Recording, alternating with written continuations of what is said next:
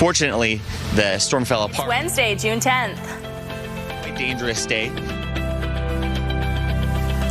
Wild weather again hits southeast Saskatchewan as parts of golf ball-sized hail. I just feel like kids need a little bit more guidance and restriction at this age.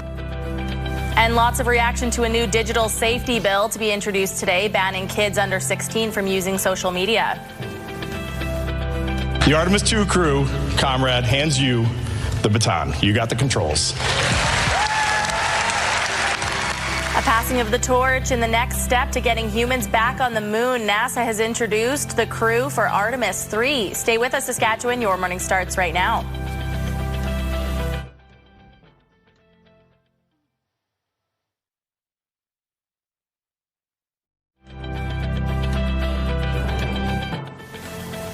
Welcome to Your Morning Saskatchewan. I'm Kayleen. And I'm Janelle Lippi. Good morning. Happy Wednesday. Some severe thunderstorms, as we were talking about in the headlines there. So we saw some golf ball-sized hail in Regina. We saw some very strong wind gusts. Let's talk about what we're going to be seeing today. Yes, well, today, unfortunately, some more rain on the way. We are expecting to see those conditions clearing up, though, however, Thursday, Friday, into the rest of the week as well. So tonight is the night where we will see that rain coming one more time. All right, we'll talk a little bit more about looking ahead with you in just a few minutes. Let's look back a little bit and talk about that severe weather that we saw yesterday. Severe thunderstorms once again hitting Saskatchewan's southeast corner yesterday, as we just mentioned. Take a look.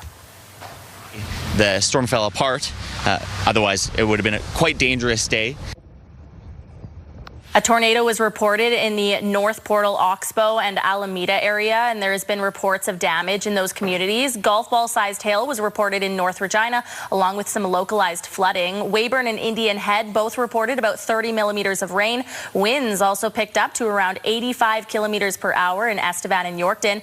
Environment Canada says they'll be releasing more information as it becomes available, and we'll keep you updated on that Saskatchewan-wise. But let's turn now to Manitoba, also hit with severe weather and possible tornado sightings.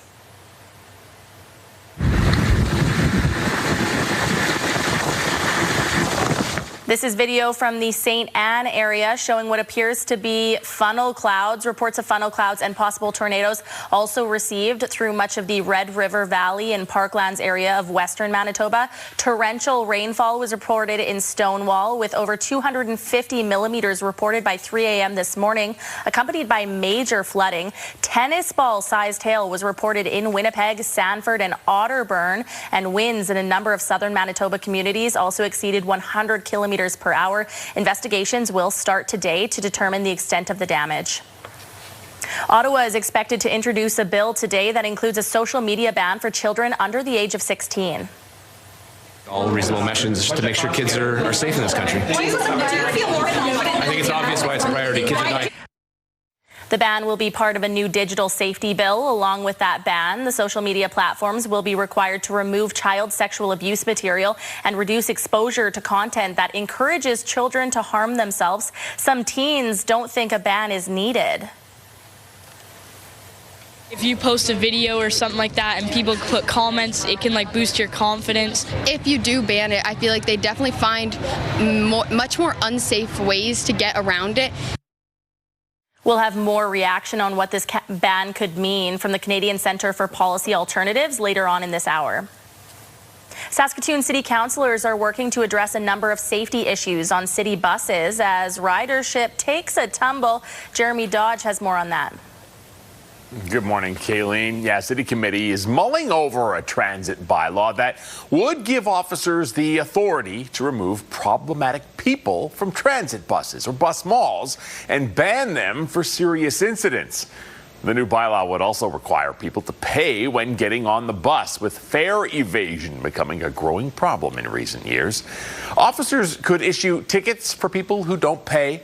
A city report says ridership decreased last year, nearly 15%, and revenue was down over $1 million. Indigenous support workers are now patrolling parts of Saskatoon with the goal of improving safety and connecting people with services. There you go, Will. You're welcome. Indigenous peacekeepers will work in teams of 2 as a pilot project focusing on the downtown Bid and Riversdale areas. The city says through the summer, the teams will be out 40 hours a week helping vulnerable people access support services. Teams are able to provide transportation to shelters or the food bank, report crime or suspicious activity, and track data related to medical calls, fires, trespassing, and property damage. A lot of these people just want to be heard. They want to be seen. They have a lot of trauma. They go through a lot of things. They lost a lot. So we're more compassionate.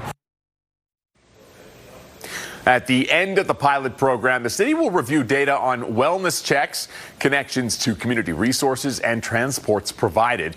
The city will also look at whether there are changes in incidents reported to police and fire services. Okay, Kayleen, Regina Police and Regina Fire leading the search for a missing woman. That's right, Jeremy. Emergency crews are searching for 35-year-old Camille Hilderman. Hilderman has a medical condition and there is concern for her well-being. She was last seen 5 days ago in Wolseley, but is believed to have traveled to Regina. Police conducted a search of Lakewood Lake in the city's northwest Tuesday afternoon. Those in the area, including rural areas just outside the city, are asked to check their properties for any sign of Hilderman. Hilderman is described as a woman standing 5'2", weighing approximately 104 pounds, with blonde and pink hair and brown eyes. She has piercings in her nose and lower lip and several tattoos, including a 777 tattoo on her cheek. She was last seen wearing a black and white ruffled skirt with tights and a white and gray sweater. Hilderman is also known to go by the name Dee Dee. Anyone with information on her whereabouts is asked to contact Regina Police or Crime Stoppers. On the weekend, people gathered in Francis to start a day-long journey called the Pony Express on the prairies. 6 riders and 8 horses traveled Highway 33, delivering letters to communities on the way to Fillmore. The idea was inspired by the original Pony Express, which was a U.S. mailing service in the early 1860s. 30 of them will go to the care home. There's a few that will be dropped off in Tyven and a few that will be dropped off in Fillmore, and then a few that will drop off in the mailbox. And we put little stickers on each of those letters saying transported via the Pony Express on the prairies. So when those people get the letters, it'll be cool that it has been transported on horseback. The group finished the 40-kilometer trek in 6 hours, stopping at the Fillmore Recreation Centre.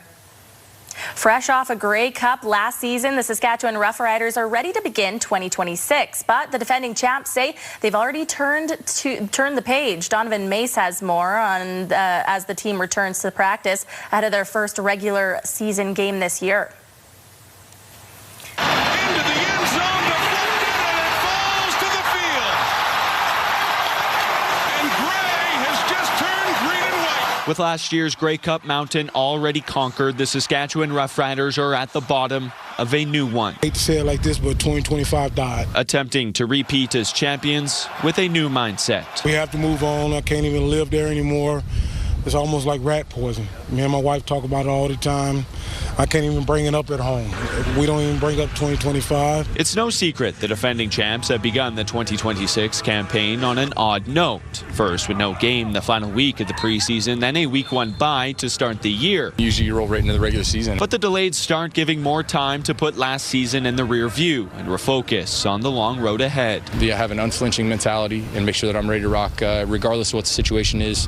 Down 10, up 10, whatever our record is, we approach our work the exact same. Killing 2025 in their minds, the way head coach Corey Mace says he's refocused his team back to the mentality of going 1-0 each week. It ain't got nothing to do with this year, period. Just doesn't, you know. We're a new team. We got to go out there and prove that we're still a good team. We got great leadership. We always talking about winning today, putting things in the past, and I think Mace is doing a great job, and the leaders are. Like, 2026 is all that matters. Now, there will be time to reflect briefly on last year's Grey Cup, as the Riders will unveil their 2025 championship banner at Saturday's game against the Lions. But after that, don't expect to hear more from this team on past glory. Donovan Mace, CTV News, Regina. All right, Janelle, as we mentioned in news, some wild weather yesterday. Regina seeing some of that golf ball-sized hail. Of course, we're still waiting for updates from Environment Canada on just how much damage has occurred. But let's take a moment with you and look forward to today. Any more thunderstorm activity? Well, we do see a little bit more thunderstorm activity coming up. And speaking of thunder, Country Thunder is coming up July 9th to 12th. With headliners Riley Green, Creed, Lainey Wilson, and we want you to be a part of the excitement. Enter online now at ctvregina.ca or ctvsaskatoon.ca for a chance to win a pair of general admission weekend passes for Country Thunder 2026. All right, now back to thunder in terms of weather. We did see quite the storm coming in yesterday, last night. Lots of rain, some hail in the Regina area. Today, we are looking at what is to come next. So today, a little bit more rain, some more thunderstorms expected. Currently here in Regina, 11 degrees, seeing that wind fairly light at about 9 kilometers per hour. Over in Saskatoon, 14 as that current temperature, 4 kilometer per hour winds moving through the city. So again, a light breeze moving through right now. We will start to see that pick up as the day goes on. Now for our future cast, we can see those clouds moving through and of course that rain. So we are expecting to see this begin at about 11:45 here this morning, and that is expected to last throughout the evening into the night, and Thursday by about 5 a.m. we will start to see these conditions clearing up. Now for total rainfall amounts, here's a look at what we can expect. Swift Current at about 17 millimeters. Moose Jaw sitting at 10, Regina 3, Yorkton 14, Estevan at that about 9 millimeter mark. For current temperatures here throughout the province, Buffalo Narrows sitting at 9 degrees, Spiritwood 15, Stony Rapids at 8 along with South End, Nipawin 14, Kindersley 12 along with the Battlefords, East End 7 degrees, Yorkton 15 and Estevan 13. Now for our highs here today, the Battleford seeing about 20 degrees for their high, Prince Albert 19, Swift Current 18. So of course you can see here across the board, we are expecting to see that rain, and that risk of thunderstorms is still looming. For our 7-day forecast right here in Regina, 18 degrees for our high here today, 11 tonight as that low. Now tomorrow bringing a little bit more rain in the morning. We are expecting to see that taper off as the morning goes on and into the afternoon. Friday, a little bit more sunshine for us, 17 degrees. Over the weekend, we'll see that sun coming back out, 18 on Saturday. A Sunday brings us to 21. Over in Saskatoon, 18 degrees today for the high, 11 tonight as that low. Again, that risk of thunderstorms, which leads us into tomorrow. Some more rain on the way, 16 degrees. Friday, some light showers. We aren't expecting to see anything heavy precipitation-wise. 15 as the high. Over the weekend, more sunshine, however. Saturday bringing us to 19 and Sunday reaching that high of about 22 degrees.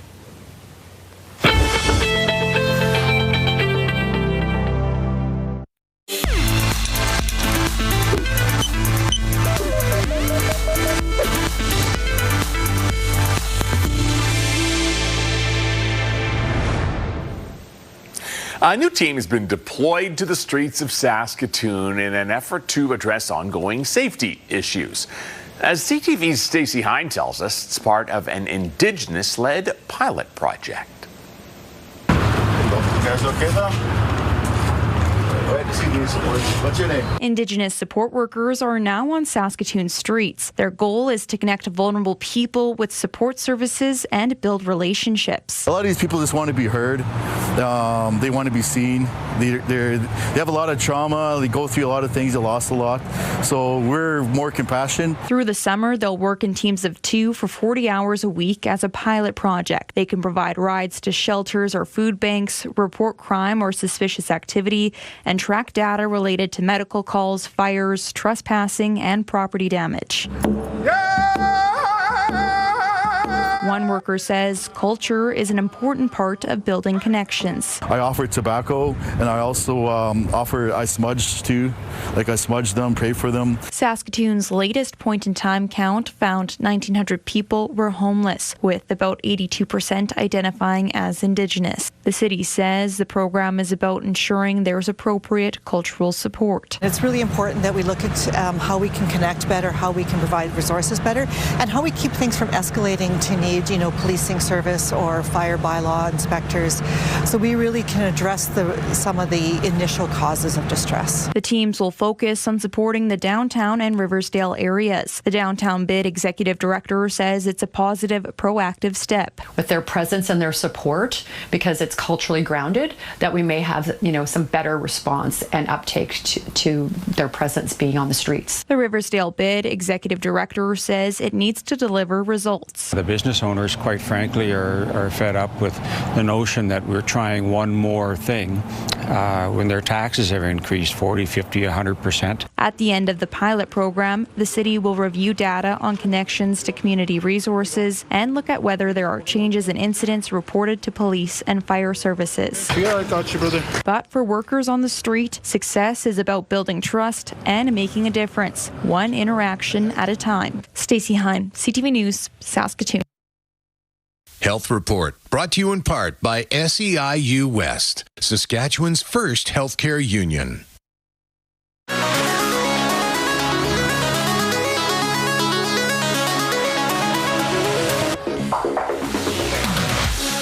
In case you missed, a handbag made with collagen taken from T-Rex fossils is going under the hammer tomorrow.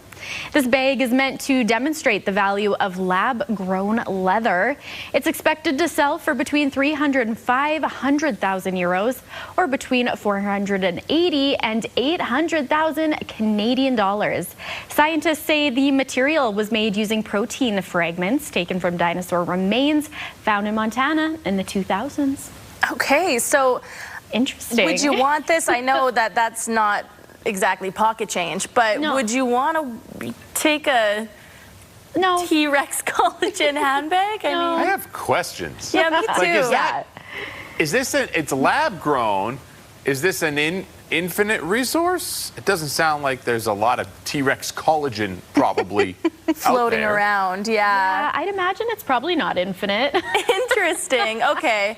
I mean, why not? Why not? I mean, we could be doing a lot of other stuff with our science and technology, but why not? All right, let's get to our question of the day.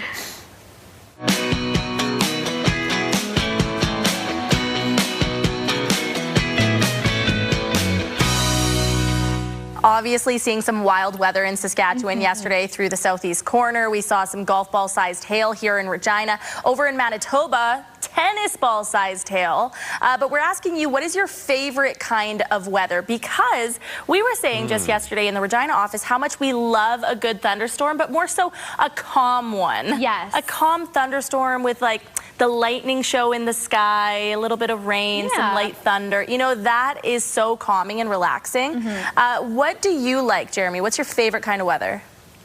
I do appreciate the occasional thunderstorm, but if I could have hot and not a lot of wind, like well, maybe a little breeze to cool it a little, but like 30 degrees, because usually when it's that hot, it's like gale force winds as well, and you can't really enjoy it. So I like to get out and enjoy the heat. So we want to hear from you. Are you singing in the rain? Do you like a little bit of that fall crisp in the air? What's your favorite kind of weather? Text your name and your answer to 10400. Standard message rates may apply, or you can scan that QR code on your screen. We're going to share some answers in about an hour.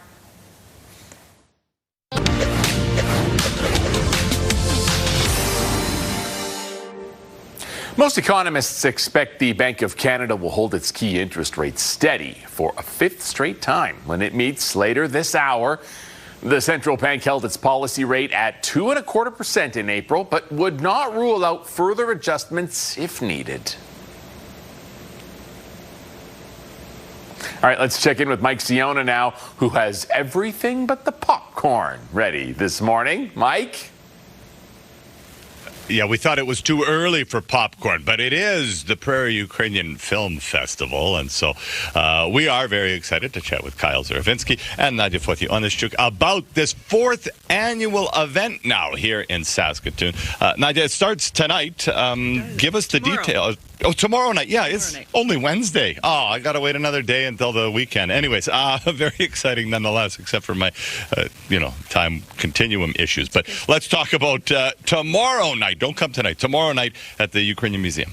Yes, Puff, as always, the last few years, we've opened the festival at the Ukrainian Museum of Canada, just on Spadina there, next to the park town.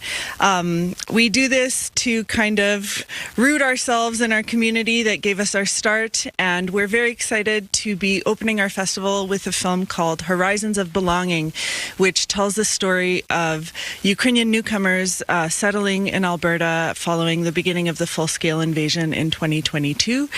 And we're very excited for the first time to be bringing in a film director to come and accompany his film and do a bit of a Q&A after the screening. Very cool. Okay, so that is tomorrow night, Thursday, the opening of the Prairie Ukrainian Film Festival. And then on Friday, night 2, it's here at the Ramey, right, Kyle? That's right. The rest of the festival will take place here at Ramey Modern at 7 p.m. on Friday night. We'll have a screening of You Are the Universe, which is really exciting because it's our first sci-fi film that we're playing here for Puff.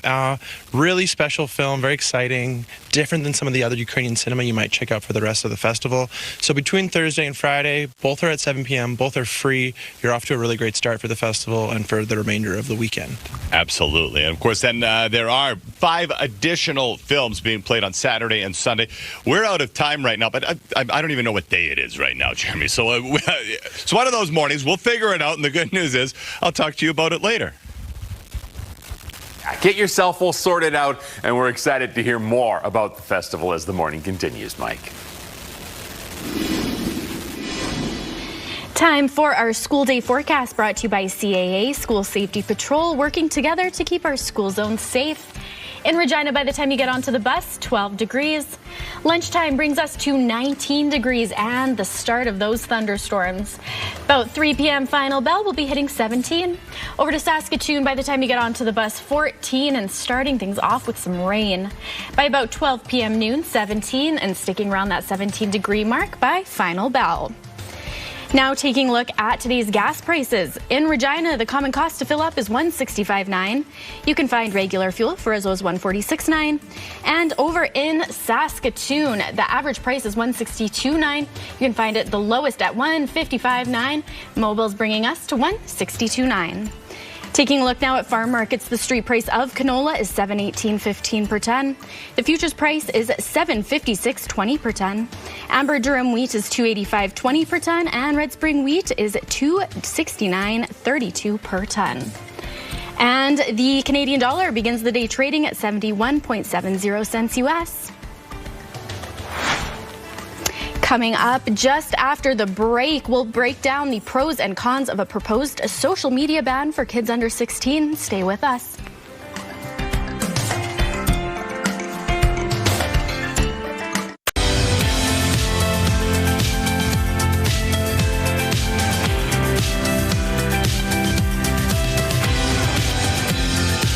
Welcome back to your Morning Saskatchewan. It's just after 6:30 on your Wednesday, and here are your headlines. Another MOU as the NDP opposition accuses the marshals of poaching officers from other police forces. It says so far, all but 2 recruits have come from the RCMP or municipal police departments. Wayne Mantika reports.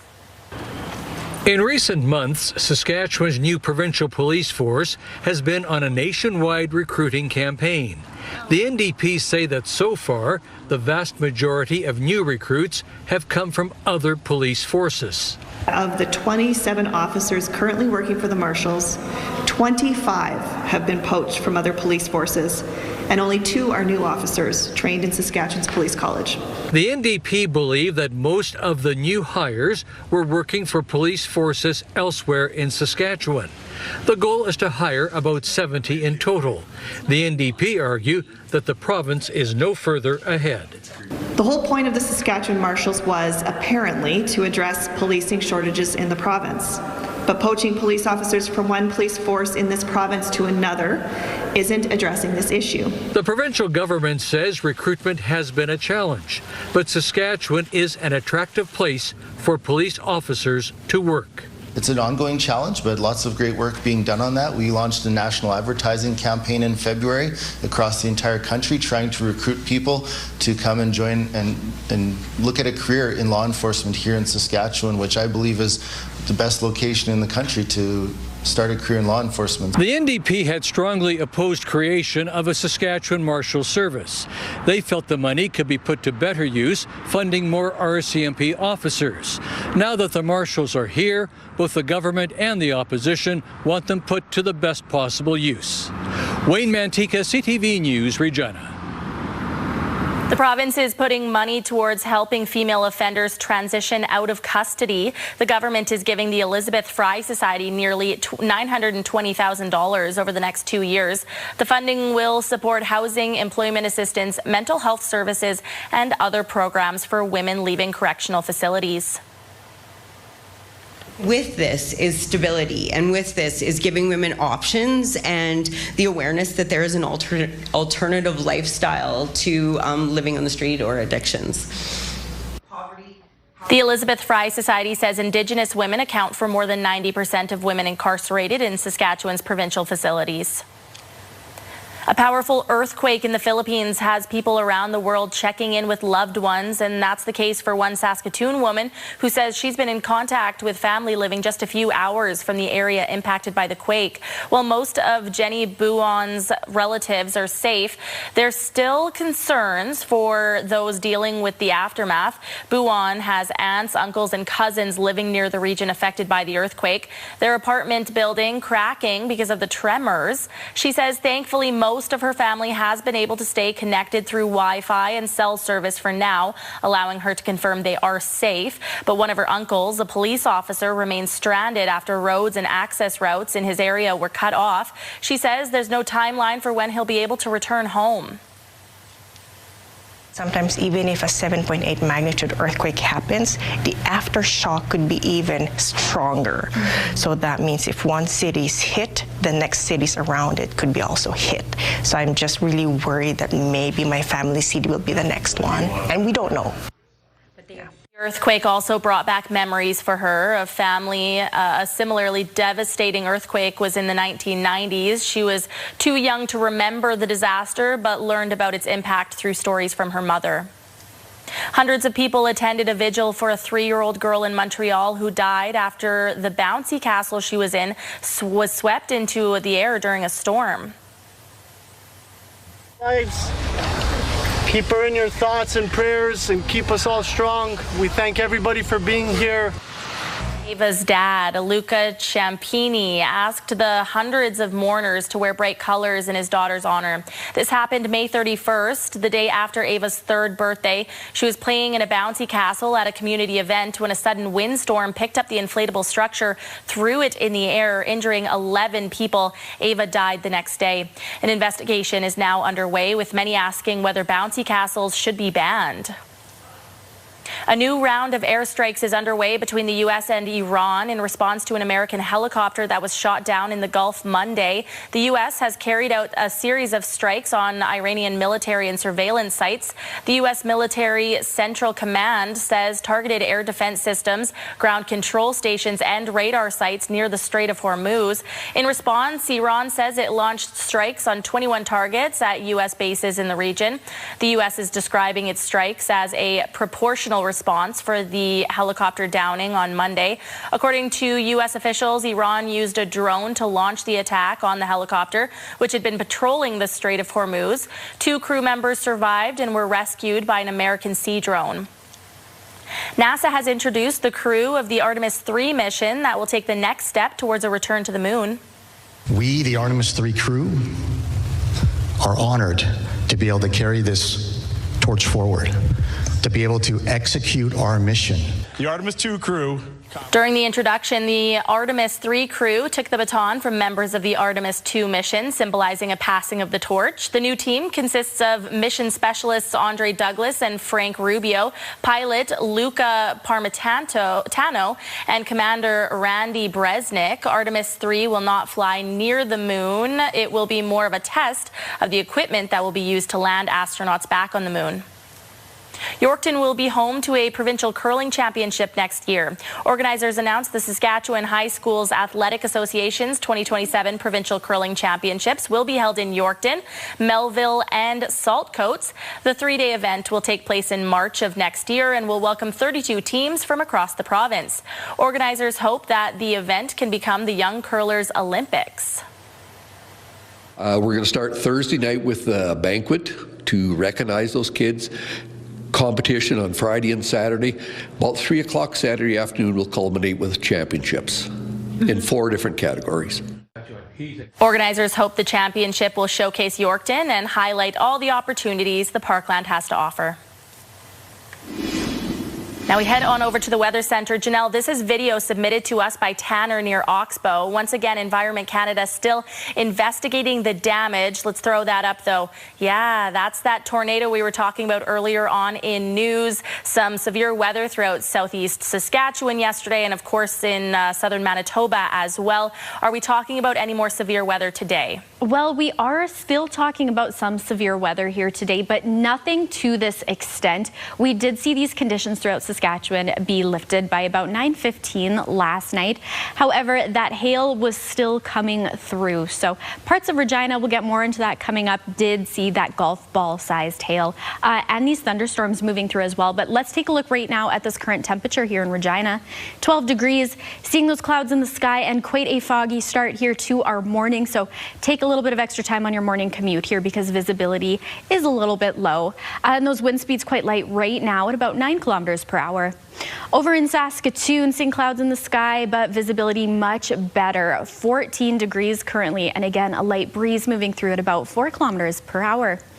Now let's take a look at our futurecast here where we can see this next little round of precipitation moving through the province with, of course, this cloud cover. Now this is a little bit later on here today and into the evening as well. We will start to see these conditions lifting throughout the night, and Thursday could potentially bring us to a little bit more rain. 4 total rainfall amounts here. Saskatoon seeing about 4 millimeters, Yorkton 14, Regina sitting at 3, Moose Jaw at that 11 millimeter mark. Now for current temperatures here throughout the province, we are seeing a little bit of a cooler start to our day. Buffalo Narrows sitting at about 9 degrees, Stony Rapids and South End both at 8, Spiritwood warmer at 15 along with Prince Albert, Hudson Bay 14 along with Nipawin. Kindersley and the Battlefords both at 12 degrees, East End 7, Yorkton 15, Weyburn and Estevan both 13 degrees. Now for our highs today, you can see that rain consistent across the boards and of course that risk of thunderstorms as well a little bit later on here this afternoon. The Battlefords and Prince Albert seeing about 19 degrees for their high here today. Swift Current 18, Moose Jaw sitting at 21, Yorkton 17, Weyburn 21, Estevan 19. Now for our 5-day forecast, here's what we're looking like for the rest of the week and into the weekend as well. So a little bit more precipitation on the way. Today we'll be reaching that high of about 18 degrees in Regina. Tomorrow bringing us to 17 degrees and a little bit more precipitation. We will be seeing those scattered showers throughout the city here. Now over the weekend, a little bit more sunshine. Saturday 18 degrees, Sunday 21. Over to Saskatoon, 18 today for that high. Precipitation sticking around a little bit longer Thursday and Friday. However, the weekend bringing more sunshine, 19 on Saturday and a high of 22 on Sunday.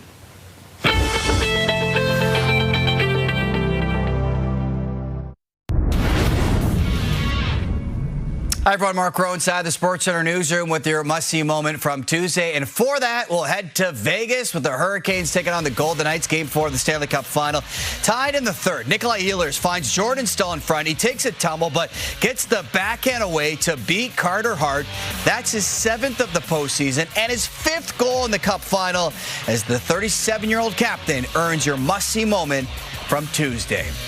And tonight on TSN, we've got WNBA coverage as the Toronto Temple are in action against the Connecticut Sun. It all gets underway at 6:30 Eastern on TSN 5. That's all from the Sports Center newsroom. Have a great day.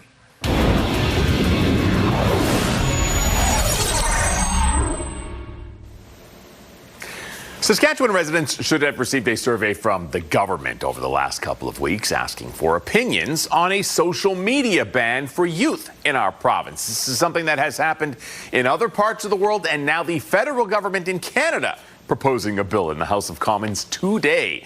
So with that in mind, I'm joined now by Hadrian Mertens-Kirkwood from the Canadian Centre for Policy Alternatives for more on this topic. Good morning.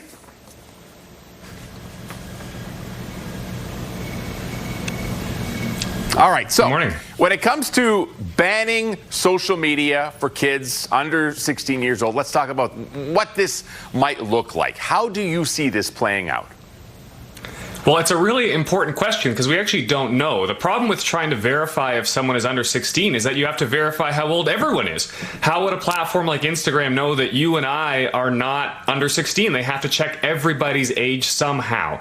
So that's what has privacy advocates really worked up about this proposal. It's not that we can't regulate social media. We absolutely need to regulate social media. But whether a ban on youth is the right solution or just a Band-Aid, I think that's the big question.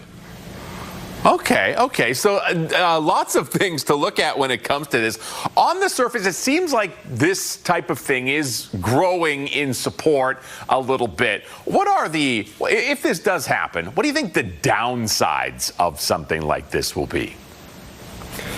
Well, there's downsides, like, again, the privacy issue is the big one, is that you have to somehow verify every single person's age who's going to use social media to determine who is allowed and who is not allowed. So that's the most obvious downside. Another one, though, is that it might just not work. And that's the early evidence from Australia, is that most kids are finding ways around this. But then again, the bigger issue is that if these are in fact harmful platforms, which I think is probably the correct assessment, we probably need to regulate them for everyone and not just kids. Do you think government stepping in to do this is the right move? Some share the opinion that it should just be left up to the parents to decide what's good for their kids. Is there any chance of political ramifications, you think, if this ban does come into effect?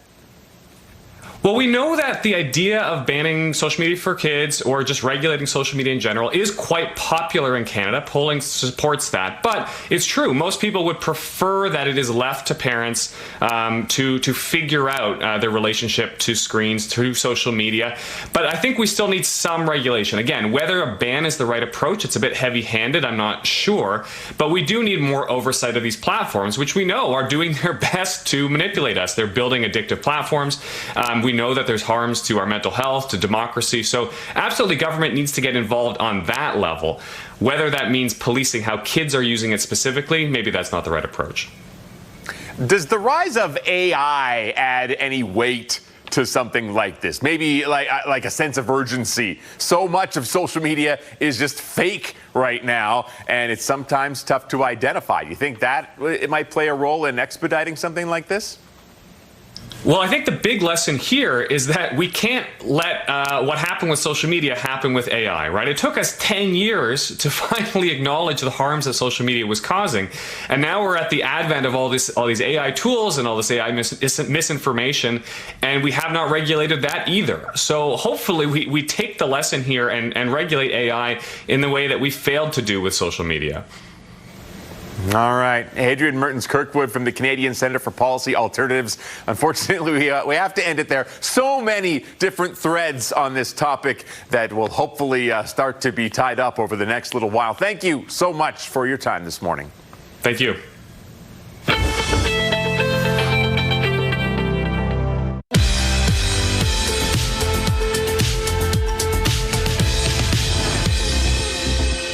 June 10th, and we have these milestones to share with you. Happy birthday to Michael. Your family hopes your day is filled with love and happiness. Happy sweet 16th birthday to Allie, with love from your family and friends. Happy 9th birthday to Kendall. Your family hopes your day is extra special. Happy belated 15th birthday to Emily. Your family loves you and hopes you had a great day. And Riley is turning 5. Happy birthday to you. Love Mom, Dad, and Harper. Last but of course not least, happy 16th birthday to Kendall. Your family is so proud of you. Milestones, brought to you by Harbor Landing Village, an award-winning senior care and living community in Regina. If you have a milestone coming up, you can send us an email at yourmorningsaskatchewan@ctv.ca, or you can scan that QR code on your screen. Please make sure to send them at least one day in advance. All right, Chase, over to you at Pure Country 92.7. What's going on? Well, yesterday we had the announcement Dallas Smith is coming to the QCX, and as we were talking with the people from the Queen City exhibition, they're saying in a couple weeks we'll get the announcements for the Midway food. So we're trying to come up with some suggestions before we get there. You can text over 54321 because now we have their email and phone number. I'm going to be rifling suggestions to them all day, every day. The one I was looking for, deep fried butter tarts. I think that's just a must. Very Saskatchewan, and if it's on the Midway, it's going to be deep fried anyway. You can let me know your suggestion. Also coming up at next hour, we're going to be playing Name That Sound again, and we have $3,100 to play for coming up at 7:40 this morning.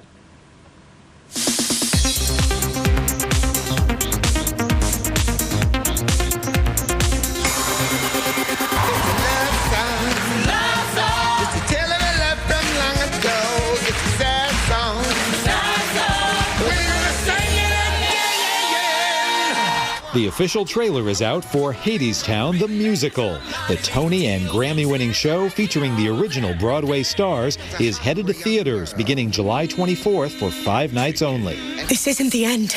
This is just the beginning. Actually, it's the end. Netflix has announced its award-winning stage show Stranger Things, The First Shadow, will bring down the curtain in London's West End on December 27th and wrap up its Broadway run on January 3rd.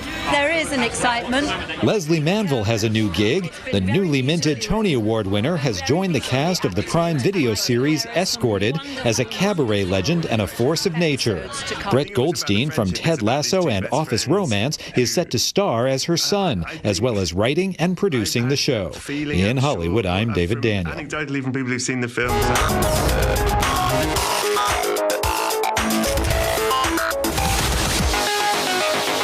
All right, sidebar time. Have you ever wondered what a bird call might look like as a dance? Well, wonder no more.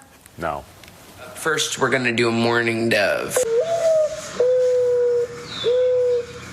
The barred owl. This guy's got it all covered for you. This is Brett. He's choreographed dances for the barred owl, the northern cardinal, the American crow, and many more. Pretty creative, but I mean, do any of you have this much free time? No, but I think if we, yeah, right? if we did have this free time, I feel like this is something Kayleen and I would probably do. Probably, yeah. This is what we would do. This guy's a good dancer, though. After the show, while Daryl's trying to get us to work, we would be like, Daryl, watch this. This is actually what a mourning dove would look like if you could dance. In case you were curious. And Daryl would love that from us. Jeremy, what else do you have? Yes, he would. All right. We've got this unique find from an antique store.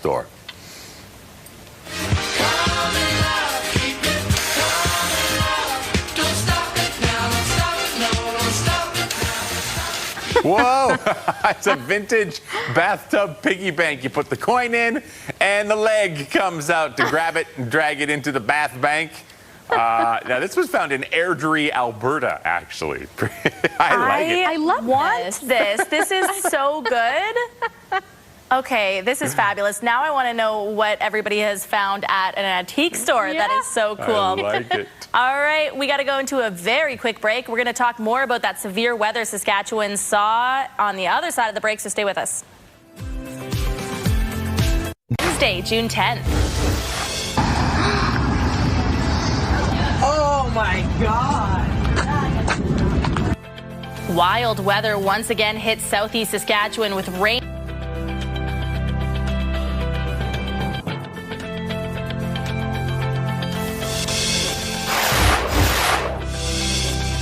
And lots of reaction. I just feel like kids need a little bit.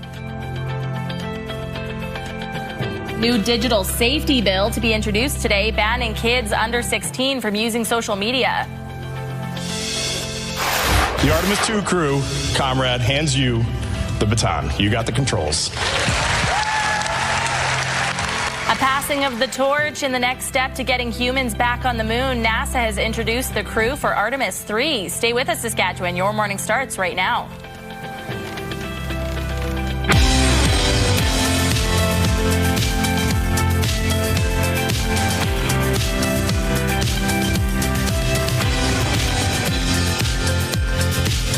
Welcome to Your Morning Saskatchewan. I'm Kayleen. And I'm Janelle. Thank you for being back with us. Some wild weather, as we mentioned, across southeast Saskatchewan and southern Manitoba as well. We saw golf ball-sized hail here, tennis ball-sized hail over in Manitoba. Please tell me it's going to be a more calm day. Well, we will see it to be a little bit calmer than yesterday for sure, but some more rain on the way. The risk of thunderstorms a little bit later tonight, so we're not quite out of the woods yet. All right, we're going to continue to look forward with you in just a few minutes. For just a moment here, let's look back in news to those severe thunderstorms that we saw yesterday throughout southeast Saskatchewan.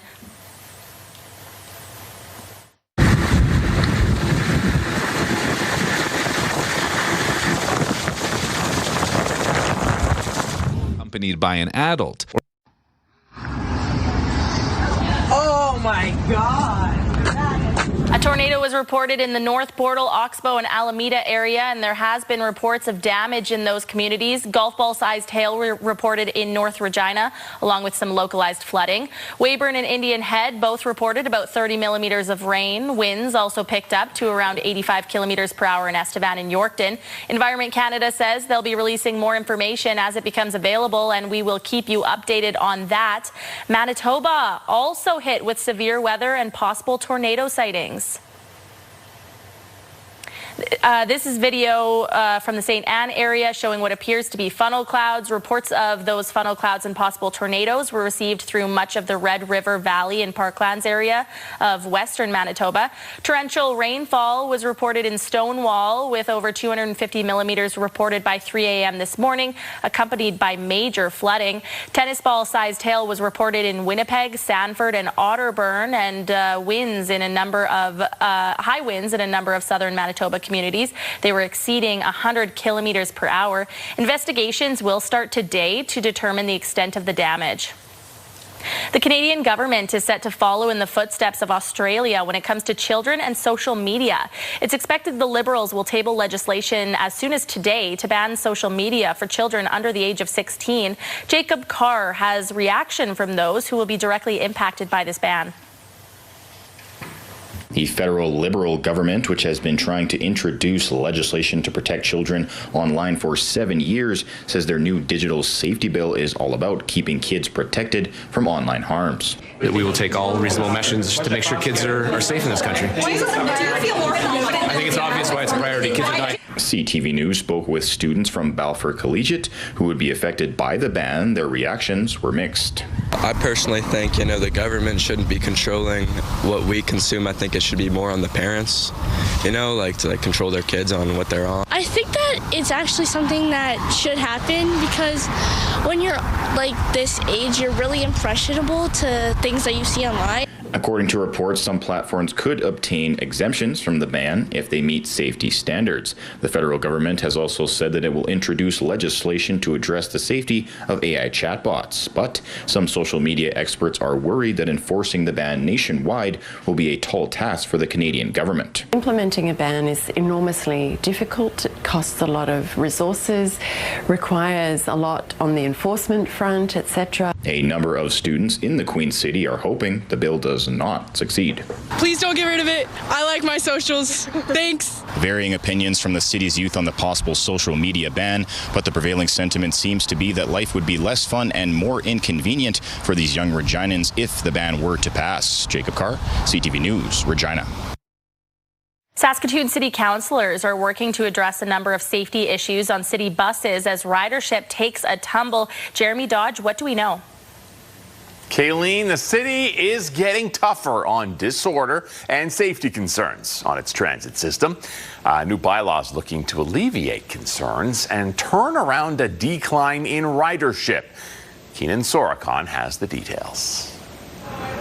A city committee voted to create a new transit bylaw meant to improve safety and security on city buses while hopefully slamming the brakes on declining ridership. We're very pleased that the City of Saskatoon's working to bring order to the disorder that is too common on our city buses. The bylaw that could come into effect in September would give officers authority to remove problematic people from buses and terminals and ban them altogether for serious incidents. There would also be rules rules to curb fare evasion, which has become a growing problem since the pandemic. Drivers still wouldn't ask for payment or confront people who don't pay, but the incoming transit police will be out asking for proof of payment and can kick people off the bus and write $50 tickets. It's just, I think, probably a product of the times that it's now time to unfortunately have to say that, okay, there are rules and these are what they are and this is how they're going to be enforced. A city report says ridership decreased by more than 1 million people last year and revenue was down over $1 million. Safety is one of the biggest issues the city is looking to address ahead of the $262 million Link Transit program coming in 2028. The goal here is to find our way into a safer, more secure, more reliable, and more comfortable service. The bylaw introduced a few issues and had councillors struggling with the gray area the bylaw allows instead of a black and white policy, like allowing leashed pets on buses or having anyone under 16 accompanied by an adult, or kicking sleeping people off the bus. But all rules will be applied at the discretion of officers to deter disruptive behavior. Having the rules and enforcing them are two different things. So at least we have the ability to now talk to people, explain to them, educate them, and if need be, then enforce them. The committee amended the bylaw so that only service pets and kenneled animals will be allowed on buses. A final vote on the bylaw is set for next month. Keenan Sorakan, CTV News, Saskatoon. Well, Kayleen, search for a missing woman is underway. That's right, Jeremy. Emergency crews are searching for 35-year-old Camille Hilderman. Hilderman has a medical condition and there is concern for her well-being. She was last seen 5 days ago in Wolseley, but is believed to have traveled to Regina. Police conducted a search of Lakewood Lake in the city's northwest Tuesday afternoon. Those in the area, including rural areas just outside of the city, are asked to check their properties for any signs of Hilderman. Hilderman is described as a woman standing 5'2", weighing approximately 104 pounds, with blonde and pink hair and brown eyes. She has piercings in her nose and lower lip, several tattoos, including a 777 tattoo on her cheek. She was last seen wearing a black and white ruffled skirt with tights and a white and gray sweater. Hilderman is also known to go by the name Dee Dee. With anyone with information on her whereabouts is asked to contact Regina Police or Crime Stoppers. There will be an official opening this week for the Gordie Howe Bridge between Windsor and Detroit, but it's still unclear when or if traffic will flow because of the continued opposition from U.S. President Donald Trump. Politics is getting weird, and I think that is the technical term these days. If there is a better deal to be had by the Americans, I have no idea what that would be. After threatening to block the bridge over trade disputes, the White House released this statement saying the president's position has not changed and that the administration remains committed to securing the best deal for the American people. Even still, there does seem to be support for the bridge on both sides of the border, especially from the automotive and trucking industries. The Saskatchewan Roughriders returning to the field for their first practice of the regular season Tuesday, and the defending champions say they've already turned the page. I hate to say it like this, but 2025 died. And we have to move on. I can't even live there anymore. It's almost like rat poison. We got great leadership. We always talking about winning today, putting things in the past, and I think Macy's doing a great job, and the leaders are. Like, 2026 is all that matters.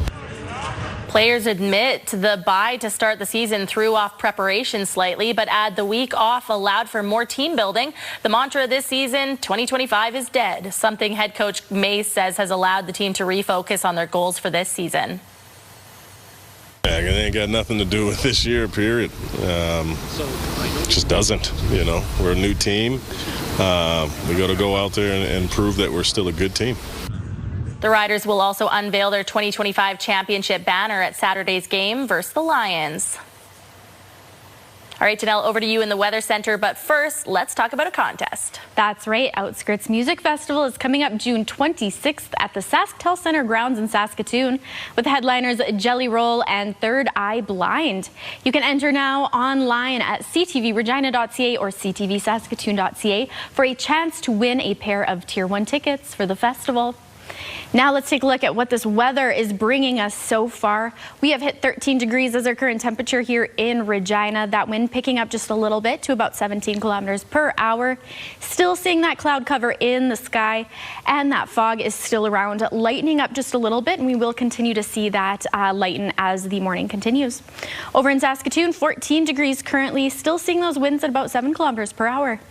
Now let's take a look at our futurecast here. We've been talking about it all morning, that next system of rain that we will be seeing a little bit later on here today, earlier into the afternoon, and we will see it continue throughout the evening as well. Now, for the most part, we will see these conditions lightening up overnight and into those early morning hours tomorrow. However, we are expecting to see Thursday bring us a little bit more precipitation. Now, for total rainfall amounts, this is what we are looking at so far. Swift Current at about 17 millimeters. Moose Jaw sitting at 11, Yorkton 14, Estevan 8. And of course, as tomorrow brings us just a little bit more as well. Now, for current temperatures throughout the province here, Buffalo Narrows sitting at 13 degrees. Spiritwood and Melfort both at 15. Nipawin and Hudson Bay 14 degrees. Kindersley 13, East End sitting at 7 degrees. Yorkton 15, Weyburn and Estevan both at that 14 degree mark. Now a look at our highs for today. Again, seeing rain across the boards and still those risks of thunderstorms a little bit later on here today. The Battlefords and Prince Albert both seeing about 19 for their high today. Swift Current 18, Moose Jaw sitting at 21. Yorkton 17, Weyburn 21 as well, and Estevan 18 degrees. Now for our 5-day forecast, right here in Regina, we'll be hitting that high of about 18 degrees today, reaching the low of 11 tonight. Tomorrow, seeing a little bit more rain, sticking around 17 degrees for the high. Friday, bringing us some well-deserved sunshine, 17 is that high. And over the weekend, we will be seeing that sun sticking around as well. Saturday, 18. Sunday, bringing us to 21.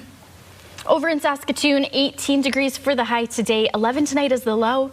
Tomorrow, seeing that precipitation returning, 16 degrees. Now for Saskatoon and surrounding communities, they will be seeing this rain a little bit more throughout the week. 15 on Friday with that precipitation, but over the weekend, sunshine Saturday 19 and Sunday that high of 22.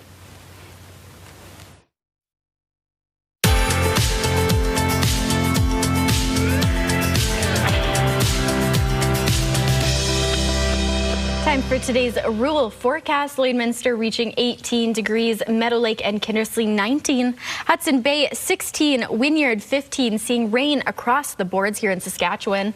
Maple Creek 15 degrees, Leader 18 along with Rosetown, Kenora 16, Broadview 18 and Carlisle 19. Now let's take a look at Kelvington, where internet speeds up to 1 gig are available from SaskTel, reaching that high of about 15 degrees here today, expecting to see that rain return and the wind at about 15 to 35 kilometers per hour. Let's go back up to Mike Siona now. He's at the Ramy, where Ukrainian cinema is taking center stage this weekend. Mike. Yes, certainly is. The 4th annual Prairie Ukrainian Film Festival. I'm joined by Nadia Fotiona-Shchuk and Kyle Zaravinsky. Kyle, we talked about the Thursday night and the Friday night shows, and then Saturday you've got 3 screenings. What's the first one that will be played right here? Well, yeah, we have a jam-packed day on Saturday, but everything gets started at 1 p.m., and we have our classic feature film, which is a children's film. It's Mavka, The Forest Song, which is going to be a wonderful film to bring your family out to. It's an animated film. Again, it's 1 p.m., and it's free, so bring the little ones out on this possibly rainy weekend. Yeah, no kidding. It's certainly raining out there. Earlier this morning, we don't know. There's no windows in the theater appropriately. After that, yes. Things shift a little bit. Yes, we go to our classic feature at 3:30 with The Eve of Ivan Kupalo, which is a film from 1968. It is a really beautiful kind of experimental classic film. It was actually one of the main inspirations for Robert Eggers' Nosferatu that came out a couple years ago. Highly recommend checking this one out. I don't know the next time you'll see this in a cinema, so definitely come and see it. Again, free and at 3:30. Perfect. Okay. And then obviously, Nadia, we can't ignore that there's an ongoing war, and the last film on Saturday, certainly you cannot ignore that fact.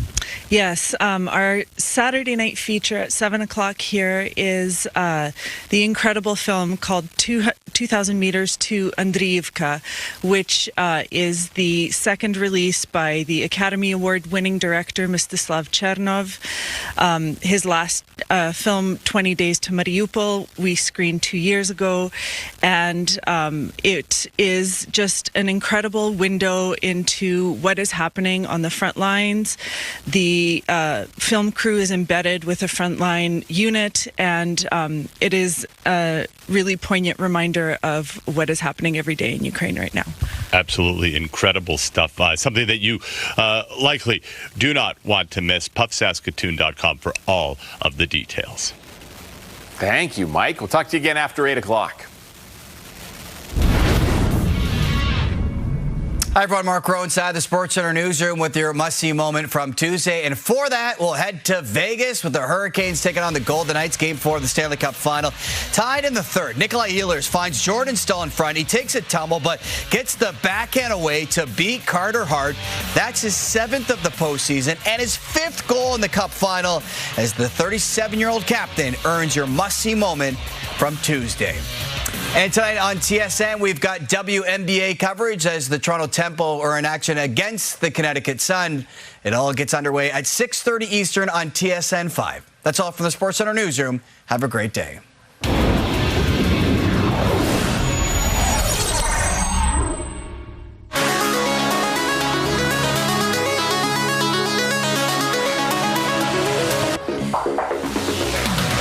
All right, well, in case you've ever wondered why bees can get into so many places, that could be because bumblebees are pretty smart. A new study found they can solve complex problems like chimpanzees and elephants.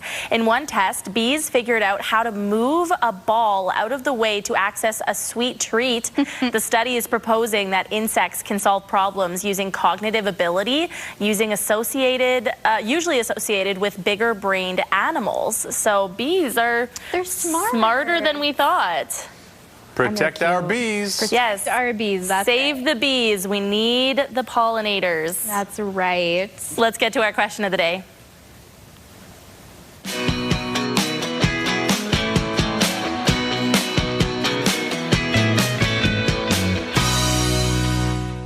So we saw some wild weather throughout southeast Saskatchewan and southern Manitoba yesterday. So we're asking you today, what is your favorite kind of weather? We were saying that we loved a nice thunderstorm earlier, not the kind that brings the amount of damage that we saw yesterday, though.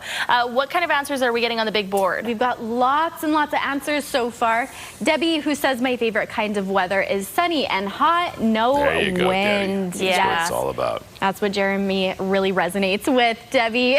And Dorothy, who says warm weather, 25 degrees with sun. I agree with Dorothy. 25 is a nice in-between. When we're getting over 30, I'm getting annoyed, I'm getting sweaty, I'm getting the headaches. Yep. Taylor, who says I love rain because it helps my flowers grow. Oh, that's so nice. Very nice, Taylor. I hope your flowers grow very, very well, especially with all this rain. And Phil, who says when you wake up on a farm or at the lake, sun has risen, skies are clear, slight breeze. That is the perfect weather. Ooh, that's some descriptive writing. I like that. You can visualize. Yeah. Wade, who says my favorite weather is hot, dry, and calm. Kind of rare, but those lazy days of summer, yep, that's for me. Sounds perfect. I think so too. And then Tanya, who says I love my summer thunderstorms. Do I want the damage? Obviously not, but bring on the light and sound show all day. Absolutely, I agree with that. Yeah, and our last slide here, who says from Sheldon, I like it when it rains lightly, which is another great one.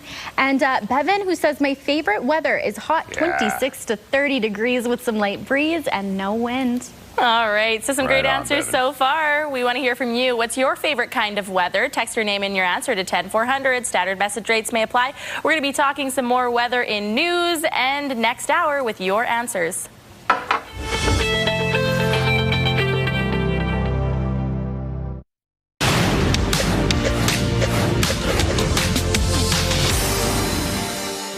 Apotex Health and some of its backers raised 1.3 billion Canadian in its IPO in Toronto.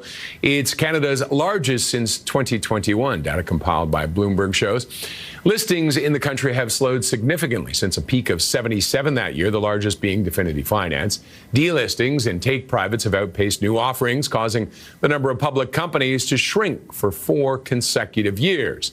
Now, the Canadian generic drug manufacturer priced its IPO at $24 per share, the high end of the $20 to $24 range.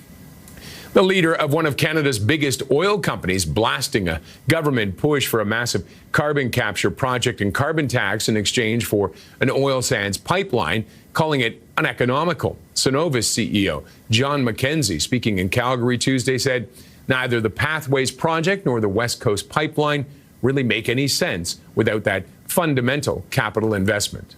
Those are your morning business headlines. For BNN Bloomberg, I'm Roger Peterson.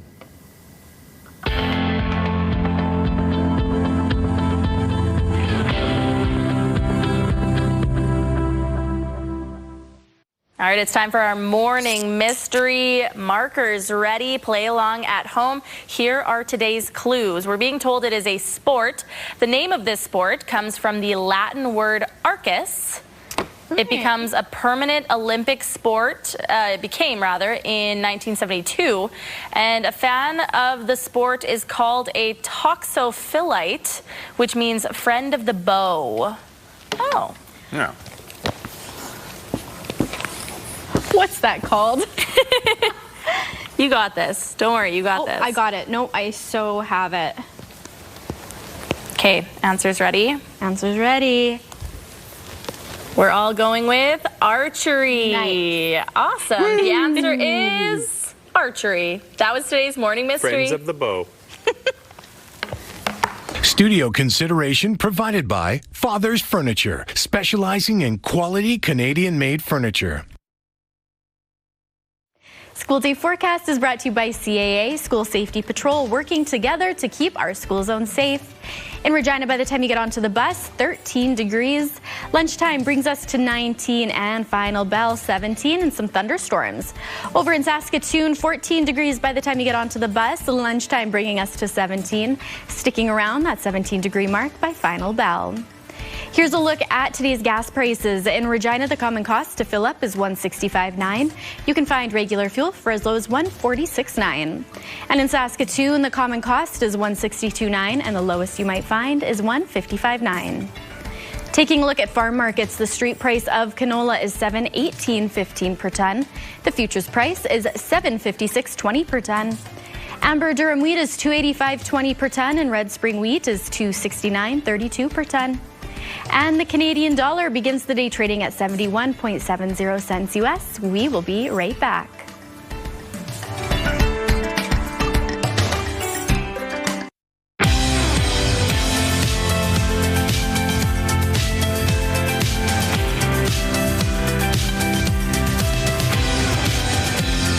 Welcome back to Your Morning Saskatchewan. It is 7:30 on your Wednesday morning, and here is your news. Most economists expect the Bank of Canada will hold its key interest rate steady for a fifth straight time when it meets later this hour. The central bank held its policy rate at 2.25% in April, but would not rule out further adjustments if needed. A new round of airstrikes is underway between the U.S. and Iran in response to an American helicopter that was shut down in the Gulf on Monday. The U.S. has carried out a series of strikes on the Iranian military. The U.S. Military Central Command Center says it targeted air defense systems, ground control stations, and radar sites near the Strait of Hormuz. In response, Iran says it launched strikes on 21 targets at U.S. bases in the region. The Sask NDP is critical of recruitment practices used by the Saskatchewan Marshal Service. It accuses the new provincial police force of poaching officers from the RCMP and municipal police forces. The opposition says only 2 of the 28 members hired so far were not poached. Yet, here we are with millions of dollars spent and only 2 new officers to show for it. It's time for a government with a plan to tackle crime and to invest in critical supports to address the root causes of crime. Scott Moe and the Sask Party have had their chance. The government says recruiting marshals has been a challenge, but Saskatchewan is the best location in Canada to start a law enforcement career. The province is putting money towards helping female offenders transition out of custody. The government is giving the Elizabeth Fry Society nearly $920,000 over the next 2 years. The funding will support housing, employment assistance, mental health services, and other programs for women that are leaving correctional facilities. With this is stability, and with this is giving women options and the awareness that there is an alternative lifestyle to living on the street or addictions. The Elizabeth Fry Society says Indigenous women account for more than 90% of women incarcerated in Saskatchewan's provincial facilities. A powerful earthquake in the Philippines on the weekend is leaving families around the world searching for answers, and that's the case for one Saskatoon woman. As Carla Shinkarik explains, while her first priority was making sure her loved ones were safe, she also worries about the aftershocks. So it's really hard. Jeannie Buwan has aunts, uncles, and cousins just hours from where the 7.8 magnitude quake hit in the Philippines. The epicenter is in General Santos City. I do have family members who live very close to that city, an hour away. Since the shaking stopped, she's been in constant contact with family members who still have access to Wi-Fi, allowing them to stay connected. We are just so relieved that my family is doing well. Photos they've sent her show the damages to their building from the quake. She worries about her uncle, a police officer who is currently stranded after access routes in the area were cut off. The only way to get to and from that island is through a ferry. And now all ferries have been suspended. The earthquake is also bringing back memories of another major disaster in the country's history in 1990 when she lived there. I was, 4 years old back then. And I could still remember, buildings were just falling off to the ground. Countless buildings destroyed in the recent quake, too. A major shopping mall no longer standing. Buwan saying it was roughly the size of the West Edmonton Mall. In the Philippines, people actually like to go to the malls as our pastime because it's too hot outside, and now their place of hangout it's gone. Once again, it's a coastal city in Mindanao. And with so much water surrounding the country, the threat of a tsunami also weighs heavily, adding to the concern. The aftershock could be even stronger. So that means the next cities around it could be also hit. So I'm just really worried that maybe my family city will be the next one. According to Buwan, there are a reported 40,000 people of Filipino descent living in Saskatchewan. Carla Shinkarik, CTV News, Saskatoon. Indigenous support workers are now patrolling parts of Saskatoon with the goal of improving safety and connecting people with services. Indigenous peacekeepers will work in teams of 2 as a pilot project, focusing on the downtown business improvement district and Riversdale areas. The city says through the summer, the teams will be out 40 hours a week, helping vulnerable people access those support services. Teams are able to provide transportation to shelters or the food bank, report crime or suspicious activity, and track data related to medical calls, fires, trespassing, and property damage. A lot of these people just want to be heard. They want to be seen. They have a lot of trauma. They go through a lot of things. They lost a lot. So we're more compassionate. At the end of the pilot program, the city will review data on wellness checks, connections to community services, and transports provided. The city will also look at whether there are changes in incidents reported to police and fire services. A Somalia FIFA referee who was refused entry into the U.S. is being welcomed into Canada. U.S. Customs and Border Protection says the Somali national was determined to be inadmissible due to vetting concerns, but Toronto Mayor Olivia Chow is offering Omar Artan a chance to ref the games here. In a statement, Mayor Chow says denying Artan, who has earned his place on the world stage through hard work and perseverance, is not right. She says she will be writing to FIFA to let them know he is welcome to referee in Toronto. BC Premier David Eby also weighed in, saying the ref would be welcomed and celebrated in his province as well. Regina's Wascana Pool is now open for the season. The outdoor pool is the first in the city to open. Other city pools like Maple Leaf and Buffalo Meadows will be open to the public next week. A grade 12 student in Saskatoon recently received the Terry Fox Humanitarian Award. Naomi Lenve has spent much of her life raising funds and awareness to support childhood cancer research after overcoming a childhood cancer diagnosis that doctors initially believed to be terminal. Naomi Get Well Now has raised over $350,000 for the cause, which is why Lenve is one of 15 young Canadians recently recognized in Ottawa. that was just an overwhelming amount of emotion. I was so incredibly thankful and excited because it is such a unique opportunity, because the award is just about humanitarians among our youth that are just really going to make a difference in the world. He says after graduating from St. Joseph High School this year, she plans to study dental hygiene at the University of Saskatchewan. A saw turning took place Tuesday afternoon for a special playground at Wilfrid Walker School. A new accessible playground will be built on the school grounds during the summer months. The school already has a playground equipment, but some children with mobility challenges are unable to enjoy it. City Councillor Sarah Turnbull attended Wilfrid Walker School as a student, and now her 7-year-old daughter Blake is at the same school. Turnbull worked tirelessly along with many others to make the new playground a reality. She hopes for a day when all playgrounds are accessible. Hopefully it's something people don't think about anymore. People don't think about accessible bathrooms anymore. People don't think about curb cuts anymore. It's just something that's part of life. This project will cost about $300,000 and is funded in part by the provincial government and the City of Regina. The city is planning to open 2 more accessible playgrounds later this summer. The Stanley Cup final is now down to best of 3. Seth Jarvis, and Hart steers him down. That's his biggest stop in a while. Loose in front, backhand, score. Oh, it's in.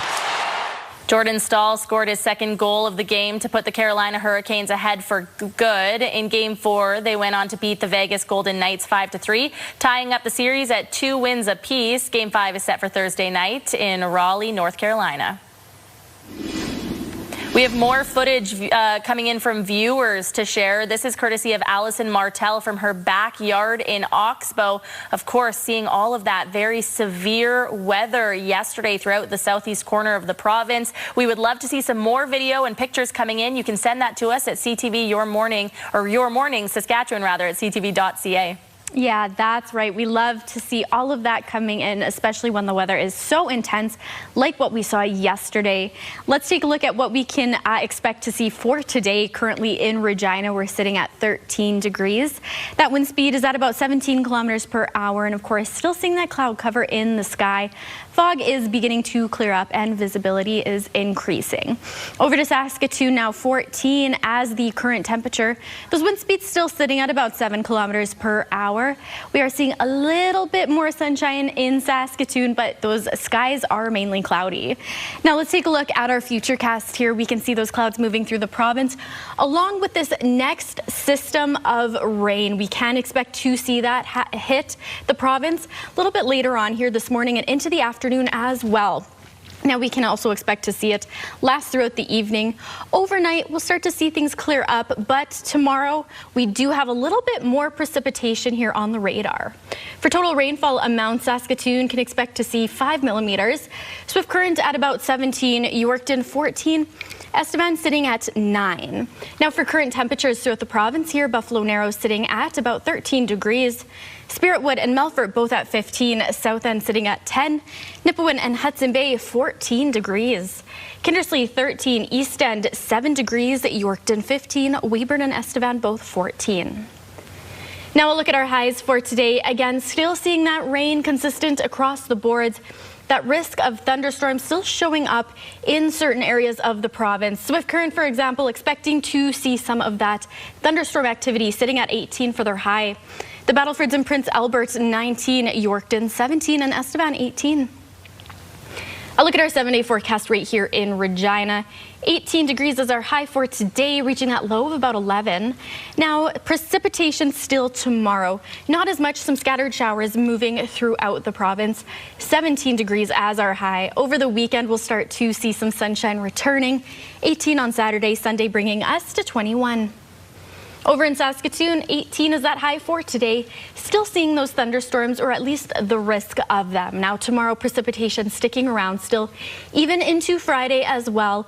We are hoping to see that precipitation clearing up by the afternoon. However, Sunday and Saturday, both days bringing us beautiful sunshine. 19 on Saturday and Sunday bringing us to about 22 degrees for the high.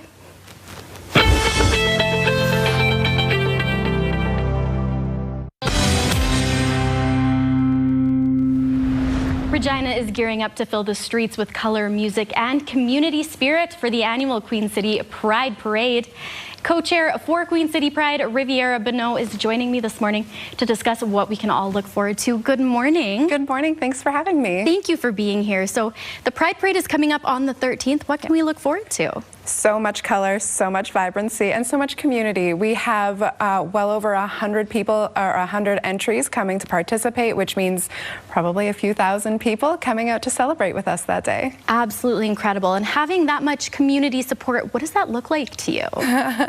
It makes me a little emotional, but it is incredible. It is such an amazing feeling to be like walking down that stage area before everybody leaves and hear people chant about how love is love and talk to people and just see that acceptance and love just right here in Regina. It's incredible. Amazing. So the community support is huge. And of course the Out in the Park Festival as well. That is where the parade ends.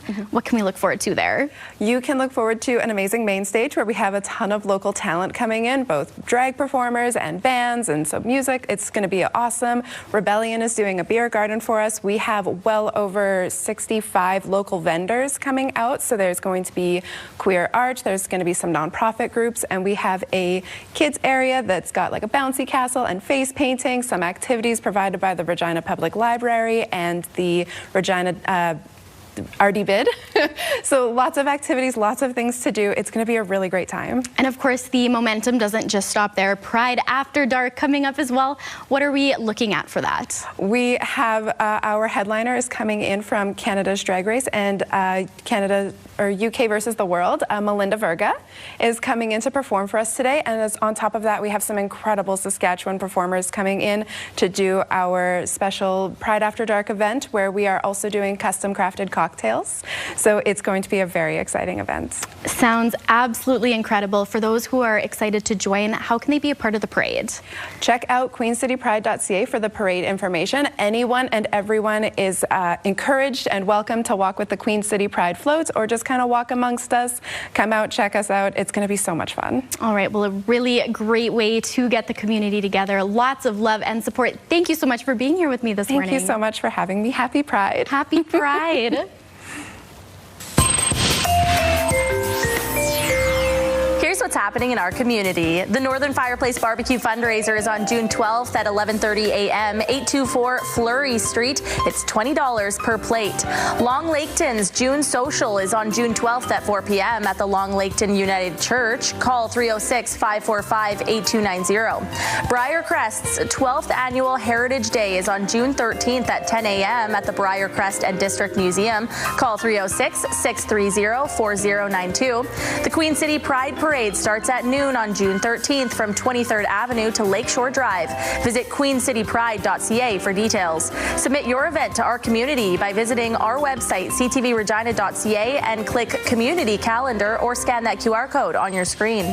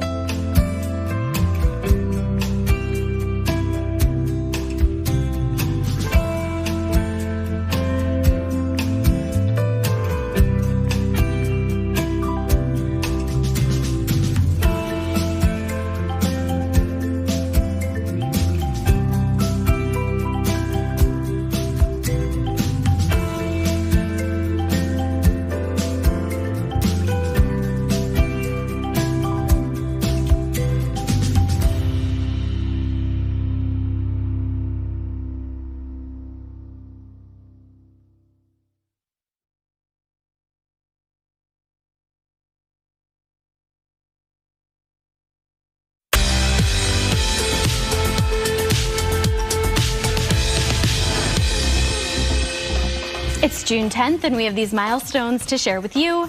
Happy birthday to Michael. Your family hopes your day is filled with love and happiness. Happy sweet 16th birthday to Allie with love from your family and friends. Happy 9th birthday to Kendall. Your family hopes your day is extra special. Happy belated 15th birthday to Emily. Your family loves you and hopes you had a great day. And Riley is turning 5. Happy birthday to you. Love Mom, Dad, and Harper. Last but of course not least, happy 16th birthday to Kendall. Your family is so proud of you. Milestones, brought to you by Harbor Landing Village, an award-winning senior care and living community in Regina. If you have a milestone coming up, you can send us an email at yourmorningsaskatchewan@ctv.ca, or you can scan that QR code on your screen. Please make sure to send them at least one day in advance. All right, Chase, over to you in the radio world. We tried to give away some money this morning. It did not work. Leanne, who had an excellent goal call, by the way, if they're looking for any commentators for the World Cup, she is up. She thought the sound for Name That Sound was scoring a goal in foosball. Was not it. So $31.50 to play for this afternoon. Brandon at 4:40. We have our Country Minute, though, on the way, and a very cool kind of full circle moment of a new song coming out from Tim McGraw that was inspired by a letter that Lainey Wilson wrote to him as a little girl, and they finally got to meet for the first time. So we have the audio and a video to share with that coming up at just after 8 o'clock here this morning. All right, Chase, you know what's coming. This one is a special request from Janelle. Okay. A couple days ago, we said, what's the next song coming up? Throw it out to her. It was Hate the Way You Look. We had a good laugh about it. She wants to know if she gets some redemption today. Is the next song a good one for her? Beautiful Things, Megan Maroney. And that is much more accurate. She's throwing her hands up right now. She has been vindicated. Thank you so much, Real Chase. 180 from the last one. You're welcome. Yeah. We'll see you tomorrow.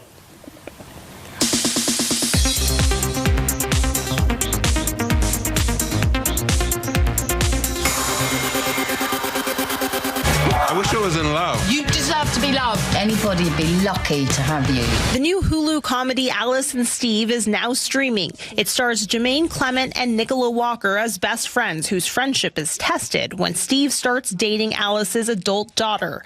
It's being described as a rom-com, but Walker tells ABC Audio, no one is right and nobody is wrong completely, but everyone behaves appallingly at times, and yet you understand them and sympathize with them. Disney is the parent company of Hulu and ABC News. What if I really am the vapid LA girl they all think I am? The first trailer for the Legally Blonde prequel series is out. Prime Video's upcoming series Elle stars newcomer Lexi Mindtree as teenage Elle Woods, who becomes the new kid in school when her family uproots them from Los Angeles to Seattle. Reese Witherspoon serves as an executive producer. I'm ready for this to be over. No more murder. A Good Girl's Guide to Murder is coming to an end soon. Netflix is only renewing the show for a shorter third and final season. And happy birthday to comedian and actor Bill Burr. He turns 58 today. That's what's happening in Hollywood. Christiane Cordero, ABC News.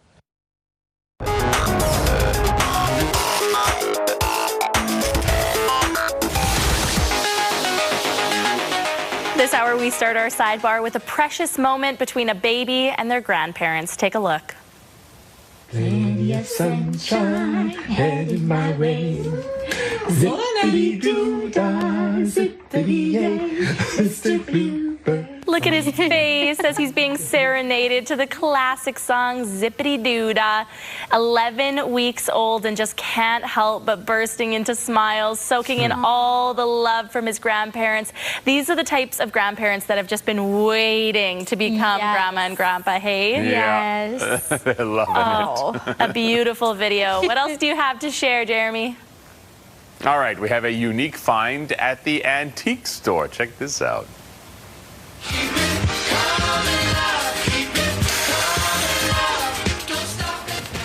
Yes, the vintage bathtub piggy bank. See what happens when you put the coin in the placeholder. The leg comes out to drag it into the bath. Nice. I love this. This one actually gave us a fun idea for a future question of the day is what's the best antique you own? Because I can guarantee there's other really cool things like this out there. Oh, absolutely. Yeah. But this one's awesome. I love her. This was found in Airdrie, Alberta was where this was found. Oh, okay. Cool. I love it. Pretty close to where I'm from. Yes. So I could go and pick that up. One last one, Janelle. All right. Well, do you ever wonder what bird calls would look like as a dance? You don't have to wonder anymore. Up first, we're going to do a mourning dove. The barred owl. So this guy's got it covered for you. Brett has choreographed dances for the barred owl, northern cardinal, American crow, and many more. very creative. Yeah, very creative, very talented dancing we have going on there. For sure. We're going to dance into a very quick break. Stay with us for more of those storm headlines. The red-winged blackbird. I ain't never heard of her before.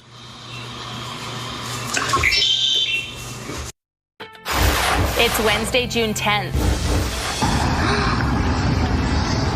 Oh my God! Wild weather once again hit southern Saskatchewan and Manitoba with rain, wind, golf ball-sized hail, and tornadoes. I just feel like kids need a little bit more guidance and restriction at this age. Digital safety bill to be introduced today, banning kids under 16 from using social media. The Artemis 2 crew, comrade, hands you the baton. You got the controls. And passing of the torch in the next step to getting humans back on the moon. NASA has introduced the crew for Artemis 3. Stay with us, Saskatchewan. Your morning starts right now.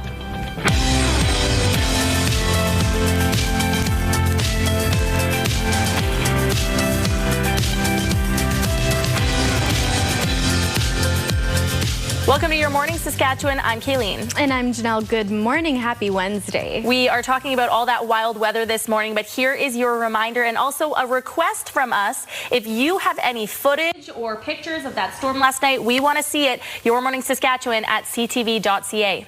That's right. We love to see those photos coming in as well. And some more thunderstorms on the way tonight, too. So if you do happen to get a shot of that, send it our way. All right. We'll check in with you a little bit later. Let's turn our attention to those headlines with those severe thunderstorms once again hitting Saskatchewan's southeast corner on Tuesday. A tornado was reported in the North Portal, Oxbow, and Alameda area, and there has been reports of damage in those communities. Golf ball-sized hail was reported in North Regina, along with some localized flooding. Weyburn and Indian Head both reported about 30 millimeters of rain. Winds also picked up to around 85 kilometers per hour in Estevan and Yorkton. Environment Canada says they'll be releasing more information as it becomes available. We will keep you updated on that for Saskatchewan. But in western Manitoba, several communities have declared states of emergency because of that flooding. Few feet of dam left there before it fails. Should it fail, that entire lake will drain into the Roaring River system, which will then further increase flood levels in Swan Valley. Many people are describing it as a war zone with washed away roads and power outages. It's all because of heavy rain earlier this week. And now Swan River, Minnetonka, Bozeman, and Swan Valley West have all declared states of emergencies due to the rising water levels. Manitoba Premier Wab Kinew says the province's emergency management organization has been coordinating operations since Monday night. Officials from the Fire Commissioner's office are also on scene to help with evacuations. The federal government wants to ban social media for kids 16 and under. Their proposal is part of the anticipated Online Harms Act, which is expected to be introduced today. CTV's Tyler Fleming reports. Evgeny Petrenko has 5 kids who all share one important rule. We don't let them on social media. You just get exposed to absolutely everything. And there's things that kids should not be seeing at that age, and there's things that I don't want my kids to see. Now, Petrenko's perspective could soon be reflected in a law. On Wednesday, the federal government will table its Online Harms Act, which is expected to include a ban on social media for those 16 years old and under. We will take all reasonable measures to make sure kids are safe in this country. Do you feel more confident? I think it's obvious why it's a priority. The government isn't providing details in advance, but the proposed ban could be similar to measures Australia took last December. The bad thing about social media is definitely the addiction. Down under, online platforms like Facebook, Snapchat, Instagram, TikTok, X, and YouTube must prevent kids 16 and under from having accounts, and existing accounts are disabled. Experts say growing evidence of health harms makes the bill necessary. Tools need to be put in the hands of both teenagers as well as their parents and members members of the broader community to ensure that kids can be raised in a digitally safe environment and be ready for adulthood without being prematurely exposed to this level of toxicity. But will it be enforceable? Everything's on there. All our sources of inspiration and connection are on there, so it's just not really going to work.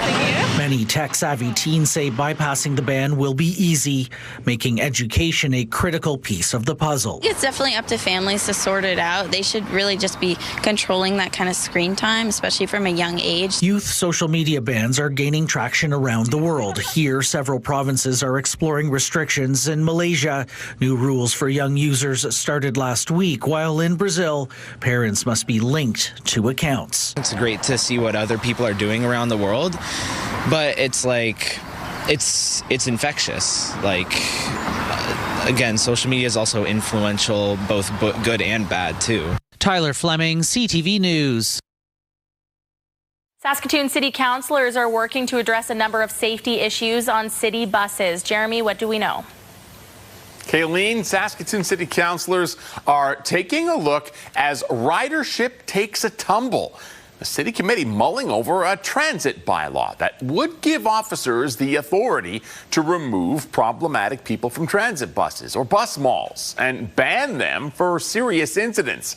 The new bylaw would also require people to pay when getting on the bus, with fare evasion becoming a growing problem in recent years. Officers could issue tickets for people who don't pay. A city report says ridership decreased last year nearly 15%, and revenue was down over $1 million. Indigenous support workers are now patrolling parts of Saskatoon with the goal of improving safety and connecting people with services.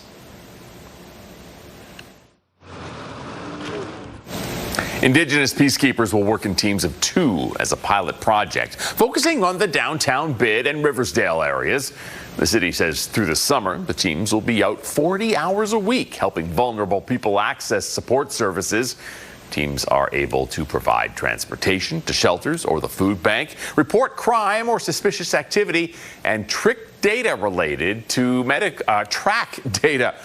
medical calls, fires, trespassing, and property damage. A lot of these people just want to be heard. They want to be seen. They have a lot of trauma. They go through a lot of things. They lost a lot. So we're more compassionate. At the end of the pilot program, the city will review data on wellness checks, connections to community resources, and transports provided. The city will also look at whether there are changes in incidents reported to police and fire services.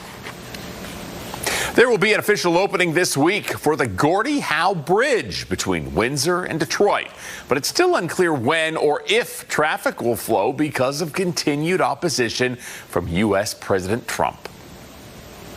This is getting weird, and I think that is the technical term these days. If there is a better deal to be had by the Americans, I have no idea what that would be.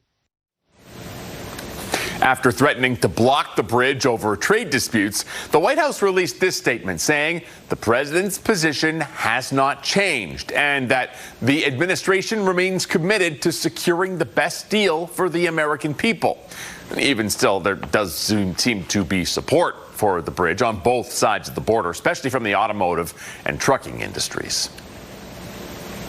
Yorkton will be home to a provincial curling championship next year. Organizers announced the Saskatchewan High Schools Athletic Association's 2027 Provincial Curling Championships will be held in Yorkton, Melville, and Saltcoats. The 3-day event will take place in March of next year and will welcome 32 teams from across the province. Organizers hope the event can become the Young Curlers Olympics. We're going to start Thursday night with a banquet to recognize those kids. Competition on Friday and Saturday. About 3 o'clock Saturday afternoon will culminate with championships in 4 different categories. He's a great.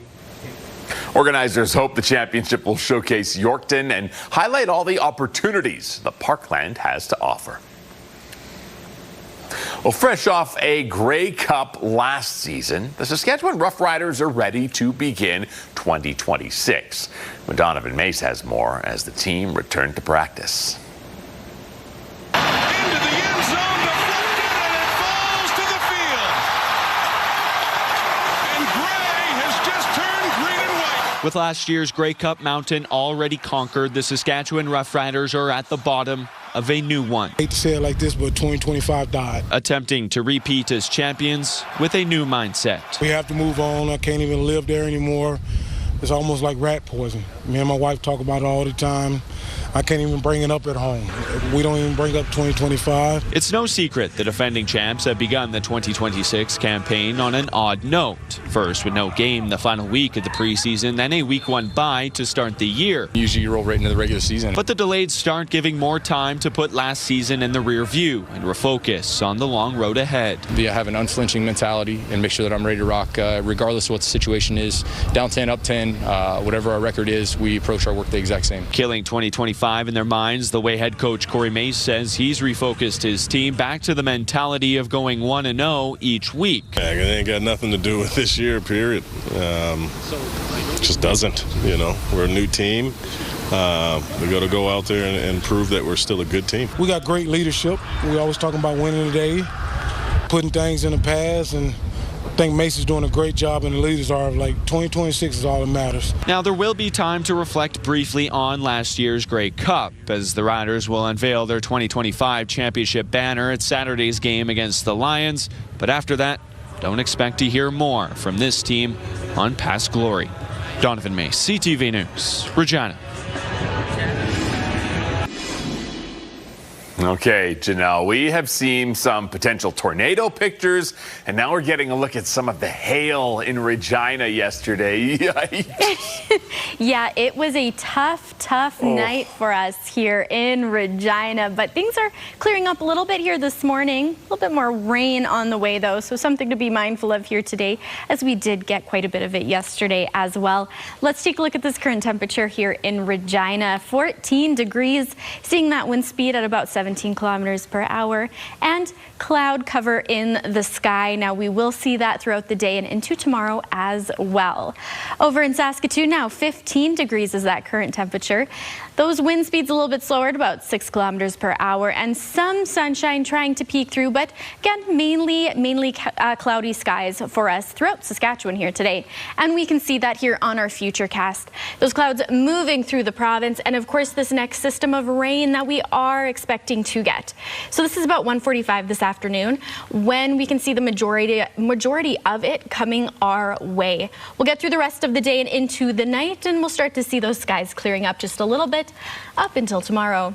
For total rainfall amounts here, this is what we're looking at so far. Yorkton at about 12 millimeters, Swift Current 26, Moose Jaw 6, Regina sitting at about 5. For current temperatures now throughout the province, Spiritwood at 14 degrees, along with Buffalo Narrows, Stony Rapids 9, Nipawin 14 as well, Melfort and Hudson Bay both at 15. Kindersley 15, Swift Current at 11, East End sitting at 10, 16 for Yorkton and Estevan. Now for our highs here today, still seeing that precipitation across the boards, and of course still these risks of thunderstorms in certain areas of the province, like Swift Current 18 for their high today. Moose Jaw seeing about 20, Yorkton 17, Weyburn 19, and Prince Albert 19 as well. For a 7-day forecast here in Regina, 18 degrees is our high for today, 11 tonight as that low. Now expecting to see that rain returning early this afternoon and thunderstorms coming in along the way as well. Now tomorrow, still seeing some more precipitation, some scattered showers. 17 as our high. Over the weekend, some well-deserved sunshine coming out, 18 on Saturday, 21 on Sunday. Over to Saskatoon, seeing that rain sticking around just a little bit longer. 18 is that high for today, 11 tonight is the low.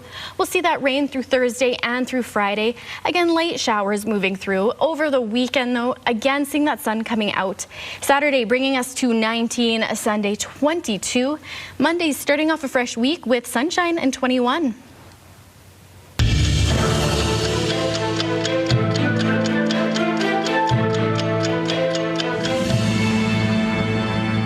Today in history, in 1957, John Diefenbaker was elected Prime Minister of Canada. He served until 1963. In 2003, the City of Toronto issued North America's first full marriage licenses to same-sex couples. And in 2019, Canada announced a plan to ban single-use plastics as early as 2021.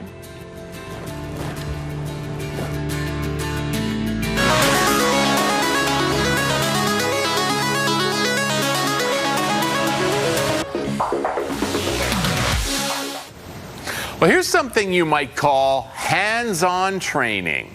Researchers at MIT have developed a wristband that can be used to train a robot hand. Movements are copied in real time. They use AI to analyze the muscle, tendon, and ligament movements. A human hand has 22 places where a joint can bend or rotate. So training a robot hand to move in the same way used to be a real challenge. But the team is planning to use this technology to map movements other than just the hand. So I think robot hands might actually have a useful purpose somewhere. I agree. I think so. Yeah, I think that we could find a lot of uses for this one specifically. I don't know about the full humanoid robots, but this one's cool. Yeah. Let's get to our question of the day.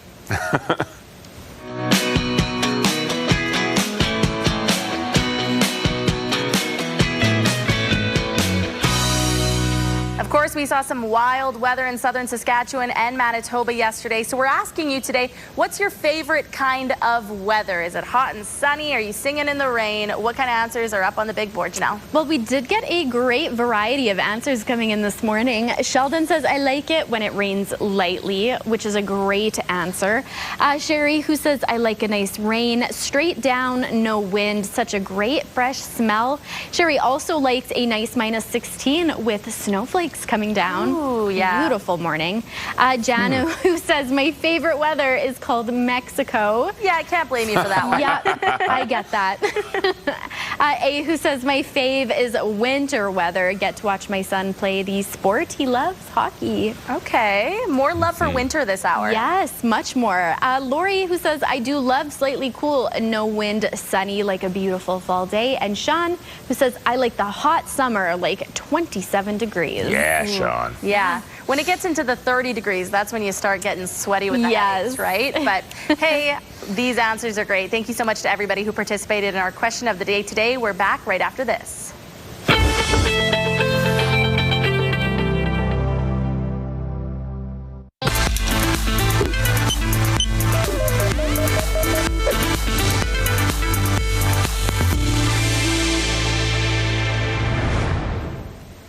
A new team has been deployed to Saskatoon streets in an effort to address ongoing safety issues.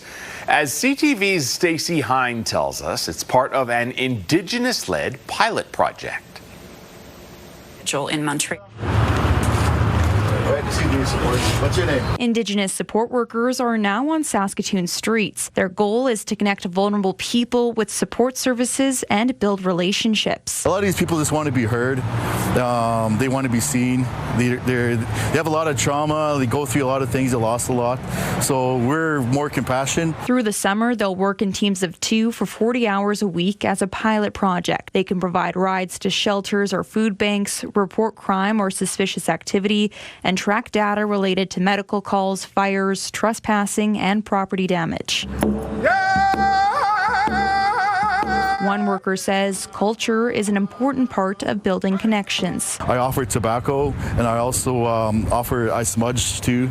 Like I smudge them, pray for them. Saskatoon's latest point-in-time count found 1,900 people were homeless, with about 82% identifying as Indigenous. The city says the program is about ensuring there's appropriate cultural support. It's really important that we look at how we can connect better, how we can provide resources better, and how we keep things from escalating to need, policing service or fire bylaw inspectors.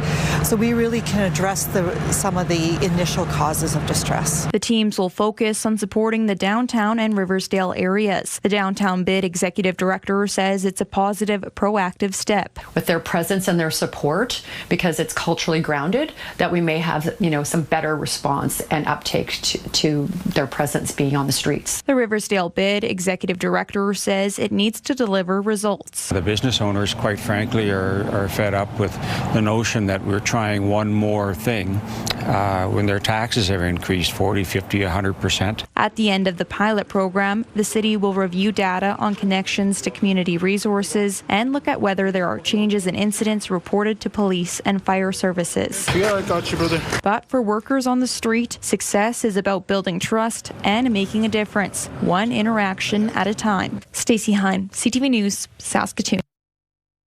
Health Report, brought to you in part by SEIU West, Saskatchewan's first healthcare union. Father's Day is just around the corner, and we all know dads can be some of the trickiest people to buy for. Here for some gift ideas for your dad, and they are sure to love, is lifestyle expert Denise Wild. Good morning. Good morning. Yes, Dad, Father's Day is coming up. Let's celebrate those men in our lives, and I've got some really great ideas. All right, well, that sounds wonderful. First up, you have an idea for some one-on-one time with Dad. Absolutely. So what we're creating is a little adventure jar. So I wrote down here, Daddy and Me Adventures. Basically, it's like a coupon book, but better. So what you'll do is you'll take some popsicle sticks and write down little activities that you want to do with your pops. So maybe it's build a fort, maybe it's have a paper airplane race, maybe it's do a game night, go out for a movie, and just write down any ideas you can think of, pop them into a jar with a nice little label and a little string to tie it together. And this is like a little adventure jar. So he can pick things out of there. You can pick things out of there. You know, maybe it's once a week or twice on a weekend, and, you know, lots of fun things to do on Father's Day, but then this carries you even beyond that. All right, so an adorable idea, and of course, what dad doesn't love the backyard, but those bugs can be pesky this time of the year. It's so true. So speaking of adventure, you know, Dad might be, maybe he's enjoying the backyard, maybe he's working out on the deck, or maybe he's fixing something on the driveway. So this is a great gift to make the outdoors even more enjoyable. This is a Thermacell rechargeable mosquito repeller. It creates a 20-foot scent-free zone of defense. It's rechargeable, pet-friendly. It's scientifically proven, and it gives you up to 9 hours on a single charge. So this just repels mosquitoes. It's a great gift for Dad, something everyone can enjoy. And this value pack with 80 hours worth of refills is actually on sale at Costco right now. So, you know, good for patios, cottages, something that the whole family will enjoy. And I love its sleek profile too. It looks really nice.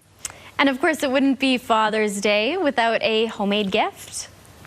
Right. Yes, you can wrap up that gift and give him a little homemade card on top of that. So this is a little, you know, just using construction paper. I created this card that says Happy Father's Day inside, but it basically looks like a little suit. So you'll take a heart shape and then cut out like a little bow tie suit with little pieces on it. I used a marker to outline the individual pieces so that they stand out more for visual interest. Add a little button on it, a little bow tie, and it's just using that construction paper, the shape of a heart, to create this little mini suit that turns into a card. So you can write your special message to Dad inside, and, you know, just a homemade, heartfelt gift for Dad. All right, Denise. Well, thank you so much for these great ideas and joining us here this morning. So much. Happy Father's Day, everyone. All right, let's say hello to our Mike Siona again as the Prairie Ukrainian Film Festival opens for its 4th year. And we are still down here with Kyle Zarovitsky and Nadia Forty-Onishchuk talking about the Prairie Ukrainian Film Festival, as you mentioned. On Sunday, we've talked about the Thursday night, the Friday night, and then all day Saturday. But on Sunday, 2 more films to wrap this up. Yes, on Sunday afternoon we're beginning with a wonderful film called Match in a Haystack, which follows the journey of dancers trying to dance amid the war in Ukraine. This was executive produced by the renowned ballerina Misty Copeland, and actually, as a special little treat, one of the dancers featured in the film has sent a message to our audience that we will be playing prior to the film, I believe. Fascinating. Yeah, it's that battle between culture and war certainly is an interesting one. And then there's the animal piece to all of this. What am I talking about? Well, to close out the festival at 3:30 on Sunday, we have our final film of the festival called Animals in War, which is an anthology film. And it actually has one of the key cast members being Sean Penn, who was a collaborator on the film and is featured in the film. So it's a kind of a great way to close out the festival, and I think highlights the variety of the festival and how many different kinds of films from Ukrainian cinema that we have, both contemporary and classic. So again, free, just like all the other screenings at Puff, and that's at 3:30. Right on. Now, we've talked about every film, at least touched on it here. But what we have not talked about is the new concession. That's right. Yes, we'll have a concession stand outside the theater for the films for the festival. So be sure to grab a snack at the concession and enjoy it during the film. It's something we haven't had in the past here at the museum, so we're excited to have it. Again, only in the theater, nowhere else in the museum. Yeah. But a really nice touch. I mean, and so kudos to you guys for doing that, and kudos for you guys to putting this on. You're the curator of this festival. Really just trying to put something together for everybody? Yeah, our goal is to try to include as much variety every year as we can, and ultimately we do this year in, year out very happily. We love doing the work to put Puff together, simply because we want to just shine a spotlight on this part of the world, on Ukrainian stories, and on Ukrainian storytellers. There you go. Well, this weekend is the weekend for it. Thursday to Sunday at the Ukrainian Museum of Canada and right here at the Ramey.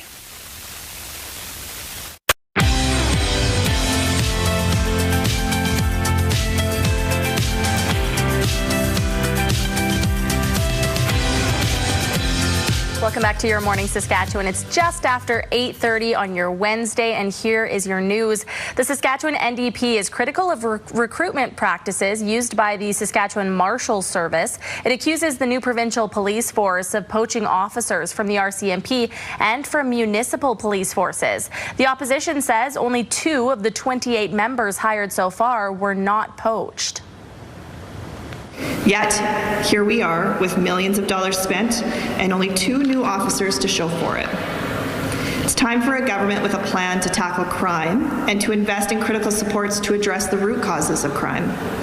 Scott Moe and the Sask Party have had their chance. Provincial government says recruiting marshals has been a challenge, but Saskatchewan is the best location in Canada to start a law enforcement career. The province is putting money towards supporting housing, employment assistance, mental health services, and other programs in the name of helping female offenders transition out of custody. CTV's Laura Woodward has the details. Our government is providing $918,000 over the next 2 years to the Elizabeth Fry Society of Saskatchewan.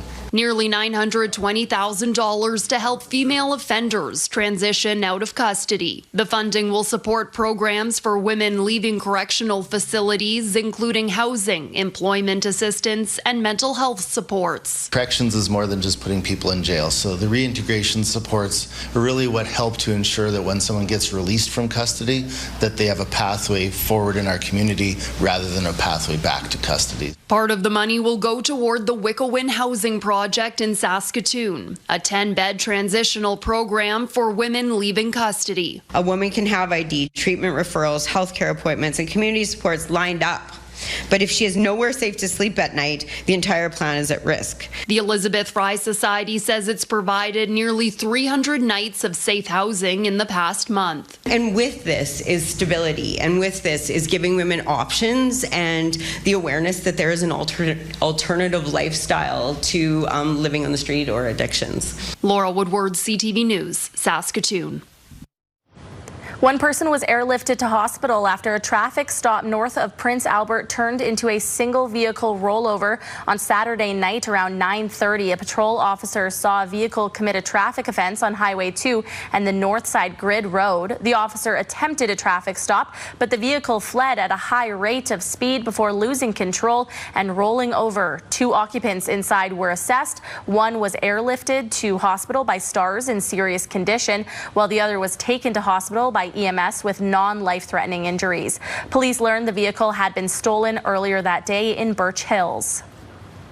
There are allegations that an Air Canada pilot flew hundreds of commercial flights over 17 years without a proper license. CTV's John Woodward has more on whether passenger safety was ever compromised.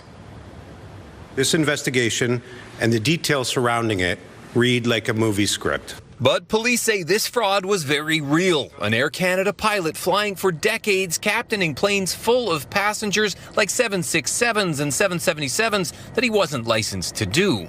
During that time, he captained over 900 domestic flights, earning millions of dollars in salary for those captaining flights, but also flew tens of thousands of passengers. Charged with fraud and forgery is Jeff Wall, who a posted biography with Ontario's Georgian College says once flew with Canada's Armed Forces and helped connect future pilots with careers as a part-time employee. Canadian airlines are safe. That's video of Wall in 2015 sitting down for an interview on CTV's Canada AM. He was the chair of the Air Canada Pilots Association during the period Peel police say he wasn't licensed. Air Canada said in a statement, despite the licensing problem, he was competent to fly, saying safety was not compromised by this incident because all pilots at Air Canada undergo mandatory recurrent training every 6 months to validate their flying competency. I'm going to show you this. This is mine, actually. CTV aviation expert Phil Dirty said every year or more a pilot has to show his license to what's called a check pilot, a person working for Transport Canada. But there's apparently no cross-referencing that with government databases. It's not valid. So, you're taking it at face value, but when the medical is done, then it should be checked there. And then also with the database at Transport Canada, it should also be checked at that point as well. Police say it was a regular check in March of 2025 that finally flagged the license. Air Canada called in Transport Canada, which reviewed the situation, and then they called the police. Police allege that Wall made a false police report to them to cover his tracks. Wall hasn't responded to messages from CTV News. He's considered innocent until proven guilty and did have a lower standard of pilot's license. John Woodward, CTV News, Mississauga. NASA has introduced the crew of the Artemis 3 mission that will take the next step towards a return to the moon. Artemis 3 crew are honored to be able to carry this torch forward, to be able to execute our mission. The Artemis 2 crew. During the introduction, the Artemis 3 crew took the baton from members of the Artemis 2 mission, symbolizing a passing of the torch. Artemis 3 will not fly near the moon. It will be more of a test of that equipment that will be used to land astronauts back on the moon. The Stanley Cup final is now down to best of 3.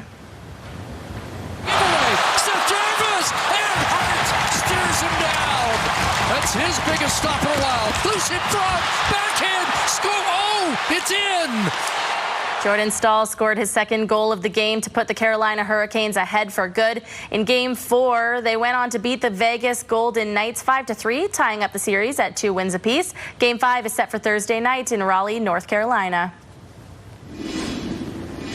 All right, Janelle, all morning long, we've been talking about that wild weather from southern Saskatchewan and Manitoba yesterday, but now let's look forward. Do we have more rain on the way? We do have a little bit more rain on the way, some thunderstorms even, but we aren't seeing the hail that we saw yesterday. In fact, I just opened a viewer email who said that they could hear it coming 3 minutes before it even hit last night, which I thought was very interesting. So we won't be seeing that today, but again, those skies are cloudy and that will be bringing us a little bit more rain. Currently here in Regina, 14 degrees, seeing that wind at about 17 kilometers per hour. Those clouds in the sky, so we will be seeing that rain returning a little bit later on here this afternoon. Over in Saskatoon, 15 degrees currently, seeing those winds still fairly calm at about 6 kilometers per hour. Now over to Futurecast, we can see those clouds moving through the province and of course that system of rain that we have been talking about all morning. This is about 2 o'clock this afternoon when we can expect to see this rain headed our way.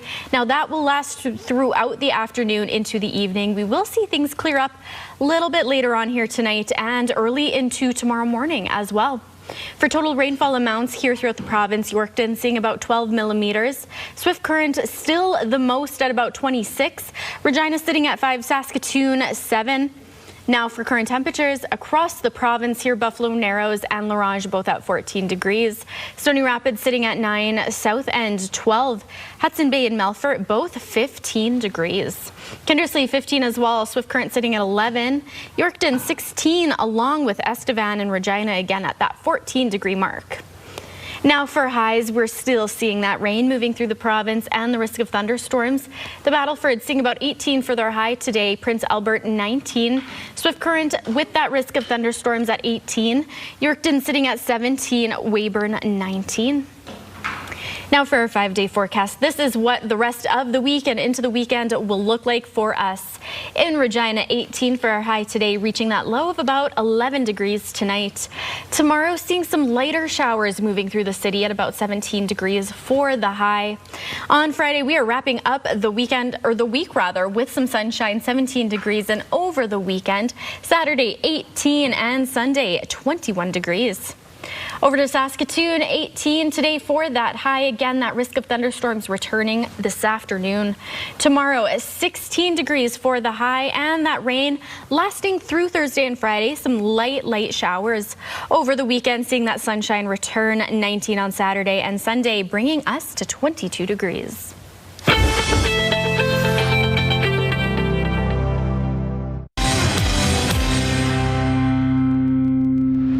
The 6th annual Ryan Schlechter Golf Classic returns Monday, July 6th at the Royal Regina Golf Club, raising funds in support of the Caring Place. Here for a breakdown of that event and how you can participate are Angie Schlechter and Tim Keeley. Good morning and welcome to you both.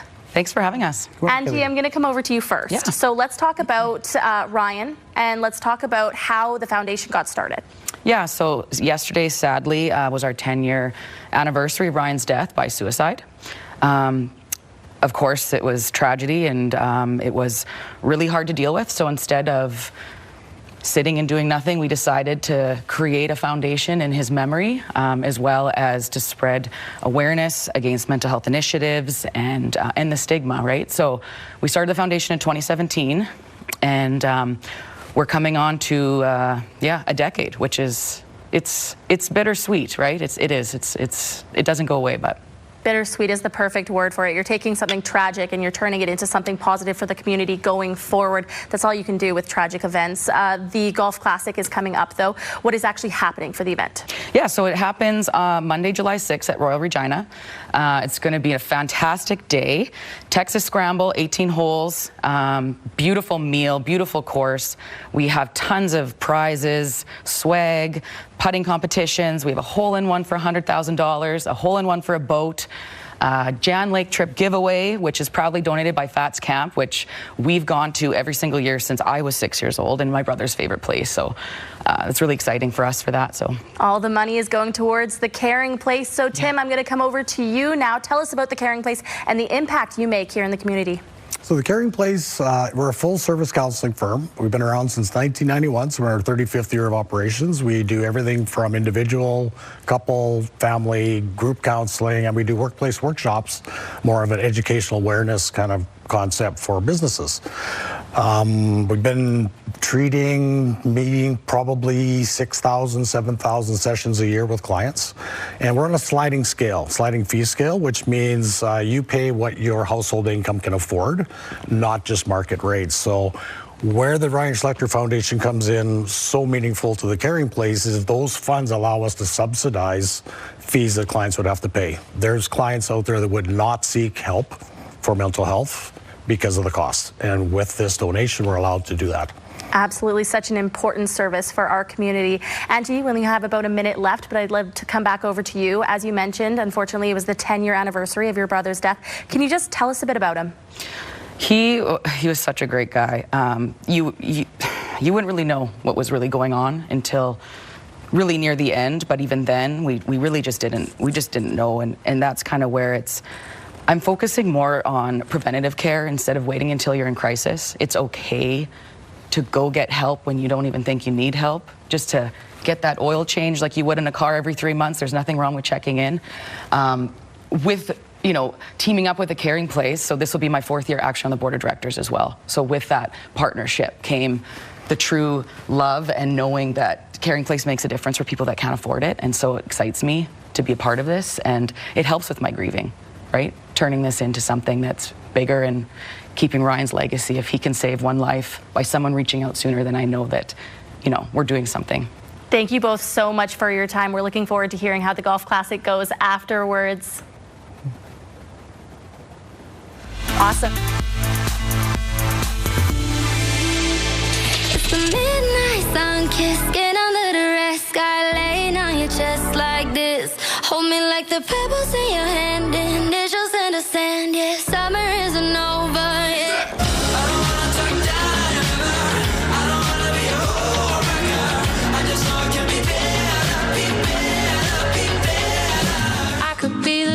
just don't want to make you stop. The icing on your cake, the cherry on the top. It's heaven in my heart, and we could find you some space.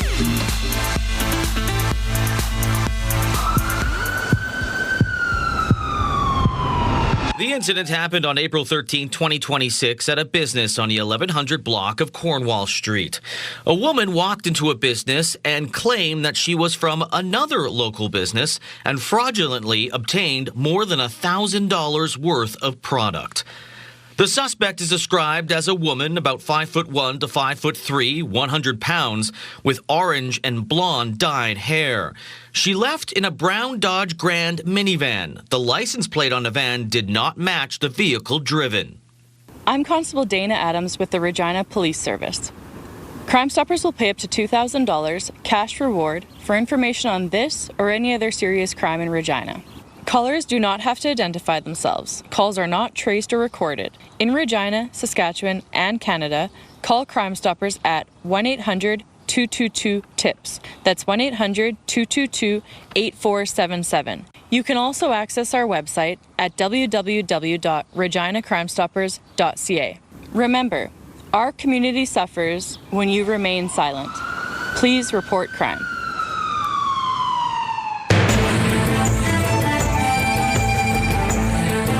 Greetings, everyone. The First Nations University of Canada was first established in 1976, then known as the Saskatchewan Indian Federated College. Extensive research has been done on the institution and its beginning, and ideas of what it is now may have been envisioned as far back as the treaty signings. Here's a look back at FNU's early days, as well as what the future holds for the next 50 years. For half a century, the First Nations University of Canada have been offering an Indigenous-focused post-secondary education unlike any other. Blair Stonechild has been there from the beginning as one of the very first professors. He says Indigenous culture and history are the foundation of the institution. As we say, we walk in both worlds, but we always have to remember that we're Indigenous first. And, that's the cultural integrity that is so important. And, you can't just get that in mainstream universities. The early years were filled with innovation and many things happening for the first time ever. Books, classes, and faculties were created, producing graduates to teach those following behind. Solomon Ratt was a student who later became a teacher. He remembers the programming being built in real time. This was new territory. This is Indigenous control of Indigenous education. And so every department had to create their own materials because there was nothing available. To commemorate 50 years, past and present faculty and alumni came together to celebrate the landmark moment. Milton Tutusis first walked through the doors of SIFC in the 1980s. At the time, the college was housed in trailers on the University of Regina campus, long before the iconic FNU building was a reality. Humble days, but we never thought of it that way. We didn't think we were disadvantaged that way in terms of structurally and physically, because we had community. The college spirit was alive and well back then. It was very, very dynamic, very inspiring. Traditional ceremonies and the words of elders have guided generations of students and the institution, which has now grown to 3 campuses and a land-based learning center. For the next 50 years, the institution plans to continue expanding, pursuing academic autonomy, and celebrating what makes the place one of a kind. The uniqueness of this university is being recognized, and it is the hope that we are seen as essential, not only to the province, but to the nation, and that we're uplifted for that particular uniqueness. More celebrations are being planned throughout the year. If you have a story you would like to see in this segment, here's how to reach us. You can contact me by email, and you can also watch past episodes and segments of Indigenous Circle on our CTV Regina and CTV Saskatoon websites. Indigenous Circle is brought to you in part by Saskatchewan Indigenous Enterprise Foundation, growing the First Nation entrepreneurial spirit.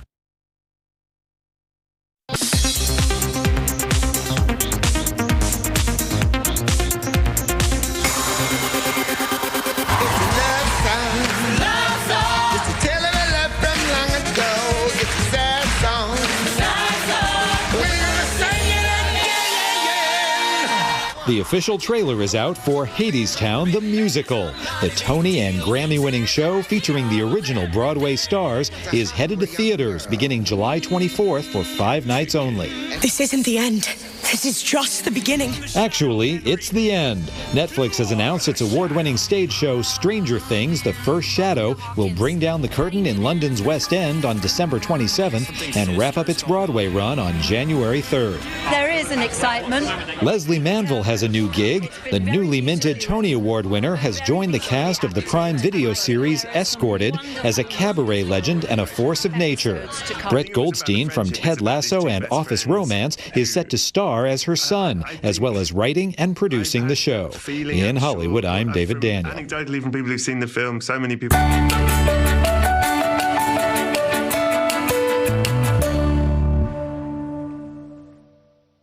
Last week, we introduced you to Hudson Walby, a Regina student, one of 15 Canadians to receive this year's Terry Fox Humanitarian Award. As Hallie Mandrick tells us, a grade 12 student from Saskatoon has also been honored.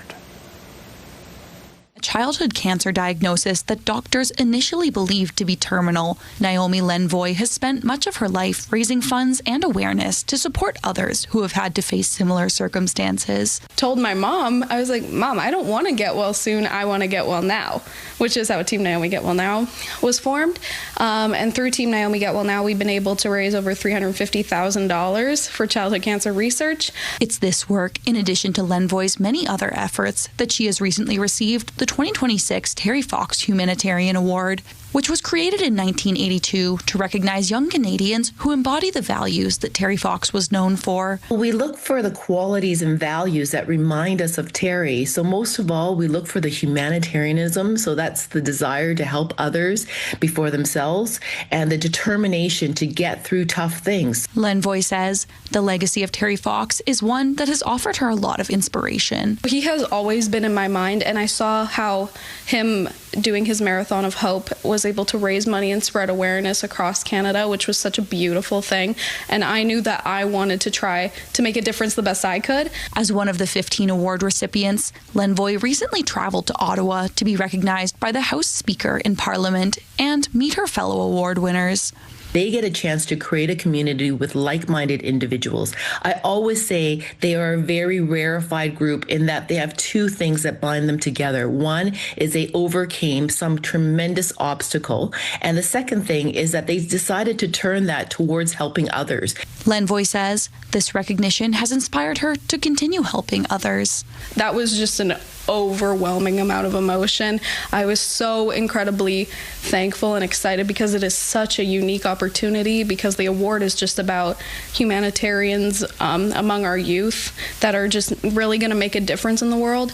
After graduating from St. Joseph High School this year, Lenvoy plans to study dental hygiene at the University of Saskatchewan. Hallie Mandrick, CTV News, Saskatoon. Be better. Yes, that's so true, isn't it? We have lots of those here in Saskatchewan, though. Let's get to our sidebar now. A handbag made with collagen taken from T-Rex fossils is going under the hammer. The bag is meant to demonstrate the value of lab-grown leather. It's expected to sell for between 300 to 500,000 euros, which, if you're wondering, that's about 480 to 800,000 Canadian approximately. Scientists say the material was made from protein fragments taken from dinosaur remains found in Montana in the 2000s. I still don't know if this is growing on me yet. I love the idea, very cool. I don't know if I'd This is the kind of ostentatious thing we would see at the Met Gala next year. Yes. Where we'd be like, actually, it's made from dinosaur fragments. You wouldn't get it. You wouldn't understand. Yeah.